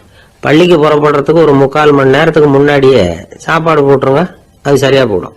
படிக்கிற குழந்தைகள் உடல் சோர்வு, மனச்சோர்வு இது காரணமா கூட சாப்பிட மறுக்கிறது உண்டு. இப்போ உதாரணமா சாயந்தரம் விளையாடி விட்டு வீட்டுக்கு வந்ததும் சாப்பிட சொன்னா வேணாம்பாங்க. இது உடல் சோர்வு. ரொம்ப நேரம் வீட்டு பாடங்களை செஞ்சு முடிச்ச கையோடு சாப்பிட சொன்னாலும் அவங்களால சரியா சாப்பிட முடியாது. இது உளச்சோர்வு, அதாவது மனச்சோர்வு. இதை தவிர குழந்தைகளுக்கு உடல் நல குறைவு ஏற்பட்டா கூட சாப்பிட மறுக்கிறது உண்டு. சில மருந்து மாத்திரைகள் கூட பசியை குறைச்சிரும். அதனால சரியா தெரிஞ்சுக்கிட்டு குழந்தைகளை சாப்பிட வைக்கணும். அது புரியாம கையில சாப்பாட்டு தட்டை வச்சுக்கிட்டு குழந்தைகளை விரட்டிட்டு அலையக்கூடாது. ஒரு சின்ன பையன் சொன்னான், எங்க அம்மா சாப்பாடு போடுறது தெரிஞ்சா நான் உடனே வீட்டை விட்டு வெளியில ஓடி போடுவேன் அப்படின்னா. ஏன் அப்படி பண்றேன்னு கேட்டோம். எங்க அப்பா கூட அது மாதிரிதான் சார் பண்ணுவார் அப்படிங்கிறான். பந்திக்கு முந்தர ஆசாமிகள் நம்மள பல பேர் உண்டு. அப்படி முந்தறதுக்கு கூட முயற்சி பண்றவங்க நிறைய பேர் இருக்கிறாங்க. இதுல என்ன ஒரு விஷயம்னா, பந்திக்கு முந்தறது கூட தப்பு இல்லை. ஆனா அப்படி ஒரு விருந்துல ஆளா போய் உட்காந்து சாப்பிட்டா கூட வெளியில வர்றப்ப என்ன பெரிய விருந்து வச்சுட்டான், சாம்பார்ல உப்பு இல்லை, ரசத்துல காரம் இல்லை அப்படின்னு குறை சொல்லிட்டே வர்றது இருக்கு பாருங்க, அது சரியில்லை, நாகரிகமும் இல்லை. கல்யாண பத்திரிகையில என்ன போட்டிருக்குது, என் பொண்ணுக்கும் இன்னார் பையனுக்கும் கல்யாணம், எல்லாரும் குடும்பத்தோட வந்திருந்து மணமக்கள் ஆசீர்வதிக்கணும், இப்படித்தானே போட்டிருக்கோம். குடும்பத்தோட விருந்து சாப்பிட்டு சாப்பாடு எப்படி இருக்குன்னு அபிப்பிராயம் சொல்லிவிட்டு போங்க அப்படின்னா போட்டிருக்கு கல்யாண பத்திரிகையில. ஒருத்தர் வீட்டு விசேஷத்துக்கு போயிருக்கோம்னா எவ்வளவோ அசௌகரியங்கள் நமக்கு ஏற்படலாம். ஏராளமான கூட்டம் வந்திருக்கும். எல்லாரையும் அவங்க தனித்தனியா கவனிச்சுக்கிட்டு இருக்க முடியாது. நாம தான் அனுசரிச்சு நடந்துக்கணும். நாமளா போய் வாழ்த்த வேண்டியவங்களை வாழ்த்தி விட்டு சேரணும். அதை விட்டுட்டு பத்திரிக்கை கொடுத்தானேன்னு போனேன், கவனிப்பே சரியில்லை அப்படின்னு புலம்பிக்கிட்டு இருக்கக்கூடாது. ஒரு விருந்துக்கு போனா அங்க எப்படி நடந்துக்கணும் அப்படிங்கறத பத்தி கூட அனுபவசாலிகள் சில விவரங்கள்லாம் சொல்லியிருக்கிறாங்க. இந்த காலத்துல கல்யாணம், பிறந்த நாள், அது இதுன்னு நிறைய விருந்துகள் நடக்குது. அதெல்லாம் எதுக்காக? மனித உறவுகளை வளர்த்துக்கிறதுக்காக தான், வேற எதுக்கு? ஒரு விருந்துக்கு போனா அமைதியா பொறுமையா போய் உட்காரணும். அடிச்சு பிடிச்சிக்கிட்டு இடத்த பிடிக்க போறேன் அப்படின்னு நிற்கக்கூடாது. முதல் பந்தி நடந்துகிட்டு இருந்தா அது முடிஞ்சு இலை எடுத்து சுத்தம் பண்ணதுக்கு அப்புறம் போய் உட்கார்றது தான் நாகரீகம். இலை எடுக்கிறதுக்கு முன்னாடியே அங்க போய் உட்காந்தா நல்லா இருக்காது. நீங்க சாப்பிட்டுட்டு உட்காந்துருக்கீங்களா, சாப்பிட்றதுக்கு உட்காந்துருக்கீங்களா, பாக்குறவங்களுக்கு சந்தேகம் வந்துடும். அதே மாதிரி இலையில எல்லா ஐட்டமும் பரிமாறினதுக்கு அப்புறம் சாப்பிட ஆரம்பிக்கணும். ஒவ்வொரு ஐட்டமா வைக்க வைக்க நாம பாட்டுக்கு எடுத்து உள்ள தள்ளிட்டே இருந்தோம்னா எதை வச்சோம் எதை வைக்கலன்னு பரிமாறினவரே குழம்பி போடுவார். ஏன்னா எப்போ பார்த்தாலும் இலை காலியாவே இருக்கும். சாப்பிட்றப்போ உங்க சாப்பாட்டையே நீங்க கவனிக்கணும். அடுத்தவங்க இலையில என்ன இருக்கு, பக்கத்துல இருக்கிறவர் எதை அதிகமா சாப்பிட்றார், இதெல்லாம் நமக்கு என்னத்துக்கு? எல்லாரும் சாப்பிட்டு முடிக்கிற வரைக்கும் பொறுமையா இருக்கிறது தான் நல்லது. நீங்க மட்டும் திடீர்னு பாதியில் எழுந்திரிச்சு பக்கத்துல இருக்கிறவங்களுக்கு சங்கடமா இருக்குமேங்கிறதெல்லாம் யோசிக்காம நீங்க பாட்டு எழுந்திரிச்சு போகக்கூடாது. பக்கத்துல உள்ளவங்க உங்களை எழுந்திரிக்க சொன்னா எழுந்திரிச்சு போகலாம். விருந்துகள்ல சாப்பாட்டை வீணாக்குறதே ஒரு நாகரிகமா போட்டுது. இந்த காலத்துல சாப்பாட்டுக்கே கஷ்டப்பட்டுக்கிட்டு பல பேர் இந்த உலகத்துல இருக்கிறப்போ சாப்பாட்டை வீணாக்குறது எவ்வளவு பெரிய மோசம்ங்கிறத நினைச்சு பார்க்கணும். வேணுங்கிற அளவுக்கு கேட்டு வாங்கி சாப்பிடுறது தான் முறை. விருந்துல இந்த பஃபே அப்படின்னு சொல்லி ஒரு முறை சொல்றாங்கல்ல, அதாவது உணவு வகைகளை எல்லாம் பொதுவா ஒரு இடத்துல வச்சுடுறது, நமக்கு தேவையானதை நாமே எடுத்து ஒரு தட்டுல போட்டுக்கிட்டு சாப்பிட வேண்டியது. இதுல கூட சில பேர் தேவைக்கு அதிகமா எடுத்து போட்டுக்கிட்டு வீணாக்குறாங்க. சில சமயம் கடைசியா சாப்பிட போறவங்களுக்கு எல்லா ஐட்டமும் கிடைக்காம போகலாம். அதை போய் பெருசு பண்ணிட்டு இருக்க கூடாது. என்ன சார் இந்த அளவுக்கு கூட நாகரிகம் தெரியாம இருக்கிறோம், இதை போய் பெருசா சொல்ல வந்துட்டீங்களே அப்படின்னு நினைக்கலாம். ஒருத்தர் 2 பேருக்கு இந்த விவரம் தேவைப்படலாம். அவங்க காதலே இது விழட்டுமேங்கிறதுக்காக தான் இது. ஒரு பெரிய கல்யாண விருந்து நடந்துகிட்டு இருந்தது. விருந்து மண்டபத்து வாசல்ல ஒருத்தர் நின்றுகிட்டு வர்றவங்களையெல்லாம் ரொம்ப மரியாதையா வணங்கி உள்ள அனுப்பி வச்சுக்கிட்டு இருந்தார். எப்படி தெரியுமா? வர்றவங்க கையெல்லாம் பிடிச்சி முத்தம் கொடுத்து அதுக்கப்புறம் உள்ள அனுப்பி வச்சுக்கிட்டு இருந்தாராம். கூட்டம்லாம் முடிஞ்சதுக்கு அப்புறம் அவர்கிட்ட போய் கேட்டிருக்கிறாங்க, சார் நானும் எவ்வளவோ விருந்துகளுக்கு போயிருக்கிறேன், இருந்தாலும் இவ்வளவு மரியாதையா வர்றவங்க கைக்கெல்லாம் முத்தம் கொடுத்து வரவேற்கிறத இங்கதான் பாக்குறேன் அப்படின்னு சொன்னாங்க. அதுக்கு அவரு சொன்னார், அட போங்க சார், நான் முத்தம் கொடுக்கல, முந்தின பந்திக்கு சாப்பிட்டவங்களே அடுத்த பந்திக்கும் வர்றாங்களான்னு மோந்து பார்த்து அனுப்பி வச்சுக்கிட்டு இருந்தேன் அப்படின்னார். ஒரு ஊர்ல ஒரு ராஜா இருந்தார். பெரிய அரண்மனையில தான் இருக்கிறார். எல்லா வசதியும் இருந்தது. இருந்தாலும் அவர் எல்லாரும் சொல்றது எப்படி தெரியுமா, பிச்சைக்கார ராஜா. அப்படி ஒரு பேர் அவருக்கு நிலைச்சு போச்சு. ஜனங்களும் சரி மற்ற தேசங்கள்ல உள்ளவங்களும் சரி அவர் அந்த பேர் சொல்லியே குறிப்பிடுறது வழக்கமா போட்டுது. இது அவருக்கு ரொம்ப கவலையா போச்சு. என்ன இது, நம்மளை தேடி வர்றவங்களுக்கெல்லாம் நாம சோறு போடுறோம், நம்ம புகழ்ந்து பாடல் ஏற்றி கொண்டு வர்ற புலவர்களுக்கெல்லாம் அவங்க எப்படி வந்தாலும் ஒருவேளை சோறு போடணுங்கிறது உத்தரவு. இவ்வளவுலாம் செஞ்சும் நம்மளை போய் பிச்சைக்கார ராஜான்னு எல்லாரும் சொல்றாங்களே, அது எதுக்காக அப்படி சொல்றாங்க? இதுதான் ராஜாவுக்கு குழப்பம். சரி, இதை பத்தி நம்ம அமைச்சர்கள் கிட்ட கேட்கலாமா அப்படின்னு யோசனை பண்ணார். இந்த விஷயத்த போய் அவங்க கிட்ட எப்படி கேட்கறதுன்னு அவருக்கு தயக்கமா இருந்தது. கௌரவ குறைச்சலா தெரிஞ்சது அவருக்கு. சரி, சாதாரண குடிமக்கள் கிட்ட இதை பத்தி கேட்கலாமா அப்படின்னு யோசனை பண்ணார். கேட்கலாம், ஆனா அவங்க யாரும் ராஜா முன்னாடி நின்று தைரியமா பேசக்கூடிய அளவுக்கு இல்லை. ராஜாவோட குழப்பம் நாளுக்கு நாள் அதிகமா போச்சு. கடைசியா அவர் ஒரு முடிவுக்கு வந்தார். அதாவது இதை பத்தி ஒரு பிச்சைக்காரங்கிட்டே கேட்டு பார்த்துட்டா என்ன, இதுதான் அவர் பண்ண முடிவு. உடனே மாறு வேஷம் போட்டுக்கிட்டு நகர்வலம் போனார். ஒரு பிச்சைக்காரனை கண்டுபிடிச்சார். இதை பாருப்பா, நம்ம ராஜாவை எல்லாரும் பிச்சைக்கார ராஜான்னு சொல்றாங்களே, அதுக்கு என்ன காரணமா இருக்கும் அப்படின்னு கேட்டார். அதுக்கு அவன் சொல்றான், இதுக்கான பதில இன்னும் ஒரு 30 நாள்ல சொல்றேன் அப்படின்னா. உடனே இவருக்கு சந்தோஷம். உண்மையை அவங்ககிட்ட சொன்னார். நான் வேற யாரும் இல்லை, நான் தான் இந்த நாட்டு ராஜா. இப்ப நீ என் கூடவே வந்துடும், அரண்மனையிலேயே தங்கிக்கோ, 30 நாள் கழிச்சு எனக்கு பதில் சொல்லிவிட்டு அதுக்கப்புறமா நீ போகலாம் அப்படின்னு சொல்லி அழைச்சிட்டு வந்துட்டார். அரண்மனையில ஒரு மூலையில அவன் தங்கறதுக்கு இடம் கொடுத்தார். தினம் 2 வேளையும் இவனுக்கு சோறு போடுங்க அப்படின்னு உத்தரவு போட்டார். ராஜா கொடுத்த இடத்துல போய் உக்காந்துக்கிட்டான் அந்த பிச்சைக்காரன். தினமும் அந்த அரண்மனையில நடக்கிறதையெல்லாம் கவனிச்சுட்டு வந்தான். வேளைக்கு சாப்பாடு வரும், சாப்பிட்டுக்கிட்டு இருக்கான்.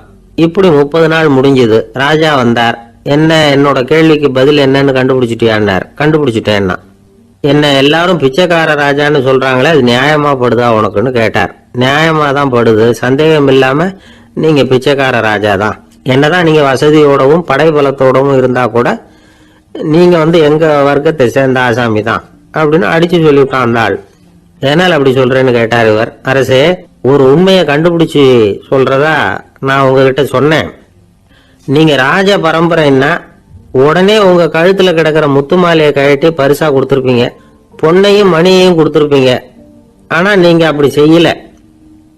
என்ன ஒரு மூலையில உட்கார வச்சு 2 வேளை சோறு போட சொன்னீங்க. உங்களை தேடி யாரு வந்தாலும், யாரு வந்து பாராட்டி பேசினாலும் அல்லது பிரச்சனைகளை சொன்னாலும் நீங்க செய்யற ஒரே காரியம் சோறு போடுறது தான். பிச்சைக்காரனுக்கு சோறு மட்டும்தான் உலகம். உங்க விஷயத்திலையும் நீங்க அப்படித்தான் நினைக்கிறதாக தெரியுது. நல்லா கவனிங்க. எந்த ஒரு பிரச்சனைக்கும் சோறு தான் முடிவுன்னு நினைக்கிறீங்க பாருங்க. நீங்க சந்தேகம் இல்லாத எங்களை சேர்ந்த ஆளுதான் அப்படின்னு அந்த பிச்சைக்காரன். அதுக்கப்புறம் தான் அந்த ராஜா தன்னுடைய தவறுகளை எல்லாம் தேர்த்திக்கிட்டாராம். பசின்னு வர்றவங்களுக்கு சோறு தான் போடணும், அது தப்பு இல்ல. பாராட்ட வர்றவங்களுக்கெல்லாம் சோத்தையே போட்டு அனுப்புனா இப்படிதான் பேர் வரும். எனக்கு தெரிஞ்ச ஒருத்தர் தினமும் யாராவது ஒருத்தரை தன் வீட்டுக்கு அழைச்சிட்டு போவார், சாப்பாடு போட்டு அனுப்புவார். முன்னறிவிப்பு இல்லாம திடீர்னு ஒரு விருந்தாளியோட வீட்டுல போய் இவர் நிக்கிறது வழக்கம்.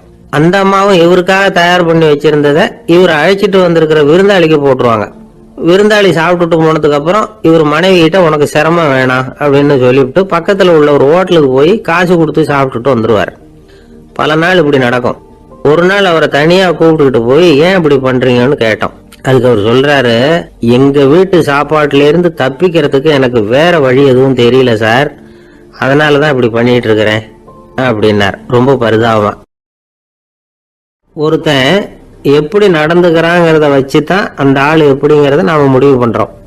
ஆளுமைன்னு சொல்றோம்ல, அதுக்கு சூழ்நிலைகளை ஆளுகின்ற தன்மை அப்படின்னு விளக்கம் கொடுக்கிறார் ஒரு உளவியல் நிபுணர்.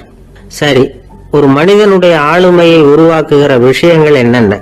பிறப்பு, வளர்க்கப்பட்ட விதம், படிப்பு, நண்பர்கள், சமுதாயம், இப்படி நிறைய உண்டு. ஆளுமையின் அடிப்படையில் சில மனநோய்கள் உண்டாகுது. அதெல்லாம் என்னென்னங்கிறத தெரிஞ்சு வச்சுக்கிட்டோம்னா நம்ம கூட இருக்கிறவங்களை அடையாளம் கண்டுபிடிக்கிறதுக்கு அது ரொம்ப உபயோகமா இருக்கும். ஃப்ரெனாய்டு ஆளுமை அப்படின்னு ஒண்ணு. இந்த கோளாறு உள்ளவங்க எப்படி இருப்பாங்க தெரியுமா?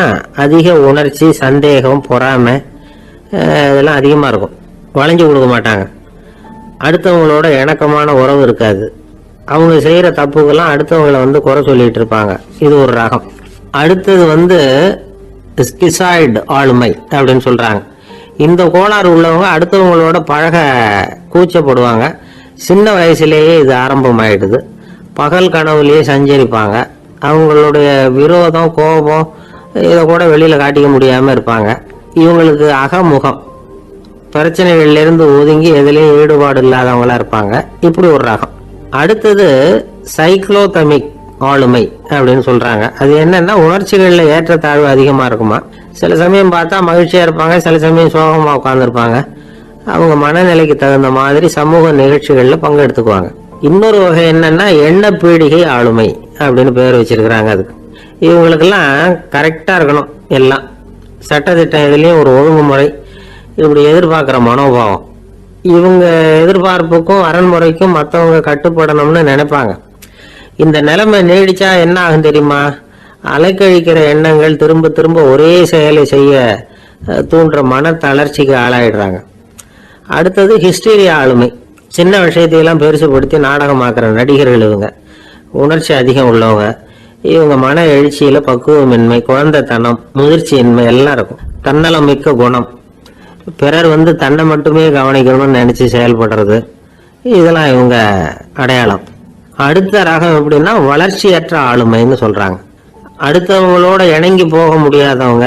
அறிவு, மன எழுச்சி, சமூக உறவு இதுல எல்லாம் போதுமான வளர்ச்சியையும் நிறைவையும் பெற முடியாதவங்க. இவங்களால வாழ்க்கையில முன்னேற முடியாது. பிச்சைக்காரங்க, குற்றவாளிகள், இவங்க கிட்ட எல்லாம் இது மாதிரியான ஆளுமை அதிகமா இருக்குமா. அடுத்தது என்னன்னா சோர்வுடைய ஆளுமை. எதுலயும் உற்சாகம் இல்லாம சோர்ந்து போயிருப்பாங்க. அதுக்கெல்லாம் நமக்கு வலிமை இல்லப்பா அப்படின்னு சொல்லிட்டு இருப்பாங்க. சின்ன விஷயங்களுக்கெல்லாம் அதிர்ச்சி அடையிறது. வாழ்வின் சுவையை அனுபவிக்க முடியாதவங்க. இன்னொரு ரகம் இது கொதித்தெழும் ஆளுமைங்கிறாங்க. எதுக்கு எடுத்தாலும் ஆத்திரம், குரோதம், வன் செயல் இதுல எல்லாம் ஈடுபாடு, இப்படி உள்ளவங்க. நத்தை வகை ஆளுமை அப்படின்னு ஒண்ணு. அடுத்தவங்க மேல விரோதம் இருக்கும், அடிக்கணுங்கிற எண்ணம் இருக்கும். ஆனா அதை அப்படியே வெளியில காட்டாம அதே சமயம் அமைதியான முறையில வெறுப்பை வெளிக்காட்டுற ரகம். இவங்கெல்லாம் பேசாம கம்முன்னு இருந்துகிட்டே நினைச்சதை நிறைவேற்றிடுவாங்க. முன்ஜாக்கிரதை ஆளுமை அப்படின்னு ஒரு ரகமா. பாதுகாப்பின்மை, சந்தேகம், முழுமையின்மை, அறவேக்காட்டுத்தனம் இந்த மனப்போக்கு அதிகமா இருக்கிறதுனால அகம்பாவம், புடிவாதம், எச்சரிக்கை எல்லாம் அளவுக்கு மீறி இருக்கும். இதுவரைக்கும் நாம பேசிக்கிட்டு இருந்த ஆளுமை பண்புகள் அளவுக்கு அதிகமா போயிட்டுதுன்னா ஆளுமை கோளாறுகள் ஏற்படும். அதன் அடிப்படையில மனவியாதிகள் வருமா. அதனால இணக்கமான எல்லாரும் விரும்புகிற இயல்பான ஆளுமையை பெறுவதற்கு நாம முயற்சி செய்யணும் அப்படிங்கிறது மனோதத்துவ நிபுணர்களுடைய ஆலோசனை. ஒருத்தர் ஒரு மனோதத்துவ டாக்டரை தேடிட்டு வந்தாராம். டாக்டர், எனக்கு மனசுல ஏதோ வியாதி, ஆளுமை கோளாறு, அதாவது எனக்கு சீக்கிரமா செத்து போனா தேவையில்லைன்னு தோணுது அப்படின்னாராம். உடனே அந்த டாக்டர், சரி அப்படின்னா இங்கே இருங்க, நான் வைத்தியம் பார்க்கறேன் அப்படின்னாராம். ஆபீஸ் முடிஞ்சு வீட்டுக்கு போற சமயத்துல ஒருத்தர் கடைக்கு போய் ஸ்வீட் வாங்கினார். சரி, வீட்டுக்கு பிள்ளைங்களுக்கு தான் வாங்கிட்டு போறார் அப்படின்னு மற்றவங்க நினைச்சாங்க. அவரு அப்படி செய்யல. அந்த இடத்துலயே பொட்டலத்தை பிரிச்சார். திருட மாதிரி அப்படியே சுத்தி ஒரு தரம் பார்த்துக்கிட்டார். யாரும் தெரிஞ்சவங்க இல்லைங்கிறத முடிவு பண்ணிட்டு அவசரமா அதை அப்படியே போட்டு முழுகிவிட்டு கையை தொடச்சிக்கிட்டு நல்ல புள்ள மாதிரி நடந்து போக ஆரம்பிச்சுட்டார். அவர் யாருன்னா, அவரோட பிரச்சனை எல்லாருக்கும் தெரியாது, சில பேருக்கு தான் தெரியும். அதாவது அவர் உடம்புல சர்க்கரை இருக்குன்னு டாக்டர் சொல்லிவிட்டாராம். அதனால வீட்டில் சர்க்கரையே இவர் கண்ணில் காட்டுறதில்ல. அதனால இவர் யாரு கண்ணிலையும் படாமல் இப்படிப்பட்ட வேலைகள்லாம் செய்கிறது வழக்கம். யாருக்கும் தெரியாமல் இப்படி ஸ்வீட்டை வாங்கி சாப்பிட்டுட்டு அவர் பாட்டுக்கு போயிடுறது. இப்படிப்பட்டவங்களுக்கெல்லாம் கொஞ்சம் ஆறுதலான தகவல் இன்னைக்கு. அது என்னன்னா, நாம சாப்பிடுற சர்க்கரைக்கும் நம்ம உடம்புல உள்ள சில கோளாறுகளுக்கும் அப்படி என்னதான் சம்பந்தம் இருக்குது. இதை பத்தி சமீபத்தில் சில ஆராய்ச்சிகள்லாம் நடந்திருக்குது. ஏன்னா சர்க்கரைன்னாவே விஷம் மாதிரி அதை பார்க்குறவங்களும் சில பேர் உண்டு. சின்ன பிள்ளைங்களுக்கு வயத்துல பூச்சி உண்டாகிறதுல இருந்து பெரியவங்களுக்கு நீரிழிவு வர்ற வரைக்கும் எல்லாத்துக்கும் சர்க்கரை தான் காரணம்னு சொல்லிட்டு இருக்கிறோம். ஆனா அந்த அளவுக்கு பயப்பட வேண்டிய அவசியம் இல்லை அப்படின்னு சொல்றாங்க. சர்க்கரை வியாதி, இருதய நோய், பித்த நீர்ப்பை நோய், இதெல்லாம் சில நோய்கள்லாம் நாம சாப்பிட்ற சர்க்கரைக்கும் தொடர்பு இருக்குன்னு நினைக்கிறோம். ஆனா அப்படி சம்பந்தம் உண்டுங்கிறதுக்கு போதுமான அளவுக்கு ஆதாரம் இல்லை அப்படிங்கிறாங்க ஆராய்ச்சியாளர்கள். ஒரே ஒரு சம்பந்தம் தான் உறுதியா இருக்குதான். அதுவும் இந்த பல் சிதைவு அப்படின்னு இருக்கு இல்லையா, அந்த சர்க்கரை சாப்பிட்றதுக்கும் இந்த பல் சிதைவுக்கும் சம்பந்தம் இருக்கு அப்படிங்கிறத மட்டும் உறுதியா சொல்றாங்க. சர்க்கரைன்னா நாம சாப்பிட்ற ஜீனி மட்டும் இல்லை, பழம், காய்கறி, பால், தேன் இப்படி எல்லாத்துலேயும் அது இருக்குது. கேரட்டு கொடுக்குற சத்துல 88% சர்க்கரை, ஆப்பிள் கொடுக்குற சக்தியில் 95% சர்க்கரை.